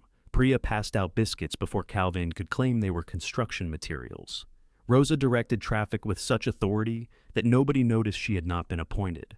Marcus moved his chowder pots through the side service entrance. Tessa carried pastry trays beneath a plastic sheet. Calvin rolled produce crates down the front aisle while loudly describing every apple as opening day shaped. The rain continued. At 10:40, the fans still ran behind a temporary barrier, but the public aisle was dry. The front restrooms worked. Food held temperature. Exits remained clear. Every open stall had water, light, and heat. Jonah changed the sign from opening at 8 to opening at 11. Calvin added mostly beneath it. At 11:03, Malcolm turned the deadbolt. Nobody counted down. Rosa lifted the gate on her butcher counter. Priya set the first plate beneath her menu. Tessa uncovered bread still warm enough to fog the glass. Marcus ladled chowder. Calvin held up a bunch of carrots like he had personally invented them. The market opened 3 hours late. It was crowded before Jonah understood that it had happened. People moved beneath the repaired clock and argued pleasantly about where to stand. Priya's order tickets filled the rail. Rosa sold out of 2 cuts before noon. Tessa's yellow stall attracted a line that curved around Malcolm's clocks. Marcus complained that Calvin's apples were blocking his menu and then traded him chowder for 3 crates. Jonah stayed near the office, waiting for the next failure. Rosa found him there. "You are making customers nervous. I'm watching. You are guarding. Somebody should." She handed him a plate of lemon chicken. "I'm not hungry. I have heard this lie." He looked across the aisle. Rick stood outside the front windows. For one moment, Jonah thought he had returned with the crew. Then Rick came through the door alone and joined the line at Priya's stall. When he reached the counter, he paid full price. He did not look toward the office. Jonah ate standing up. The first day did not make anyone rich. By closing, the market had taken in enough to encourage them, and not enough to forgive a slow month. Tessa sold nearly everything. Rosa sold less than she hoped. Marcus had too much chowder left. Calvin's revenue improved after Priya told him to stop describing the bruises. The broken loading line cost $400 to finish properly. The wet wall base had to be removed. Jonah paid Frank for the vacuum filters and Denise to inspect the roof after another storm. Every early profit acquired a repair before it reached the bank. Jonah kept his warehouse shifts. He opened the market after sleeping 4 hours, worked there until evening, then scanned returns beneath fluorescent lights while Lena told him he looked haunted. "You making money?" she asked. "Technically. Living the dream?" "Technically." He remained above Frank's garage until the caretaker room passed inspection. Restoring it took 5 months, most of them spent waiting between repairs they could afford. Jonah rebuilt the stairs, connected the bathroom, replaced the cracked sink, and learned not to make predictions in front of old plumbing. On moving day, Frank carried up the ceramic rooster. "This is yours," he said. No. It watched the stairs get built. It watched everything. Exactly. The rooster took the windowsill above Garrison Street. Jonah's first manager's paycheck from the market was smaller than 1 warehouse week. He framed a copy of it in the office anyway. 2 months later, he dropped 1 night shift. He kept the others until the accounts could carry him, without depending on optimism. Rick did not call for 6 weeks. Then he asked to use the market for Lydia's retirement dinner. "The family can set up ourselves," he said. "We just need the space." Jonah sent him the standard event agreement. Rick called back. "You're charging me?" "I charge Priya when she uses the common aisle after hours. She's a tenant." "Exactly. What's the family rate?" the rate where family returns chairs clean. Rick hung up. The signed agreement arrived the next day with a deposit check. In the memo line, Rick had written, "Hostile potato discount." Jonah deducted $20. On the first anniversary of the reopening, Malcolm hung a wooden plaque beneath the market clock. Jonah had ordered it from a sign maker using money from the Common Area Fund, approved in writing by every tenant. The names were listed in the order their lease payments had appeared in Walter's final ledger: Rosa Delgado, Malcolm Price, Priya Shaw, Calvin Brooks, Walter Mercer. Jonah stood beneath it as the market filled for the day. Above him, hidden inside the clock's wooden case, his 14-year-old handwriting remained beside a repair that had lasted longer than he remembered making it. At noon, the clock struck 12 exactly. This time, nobody had to pretend it would do.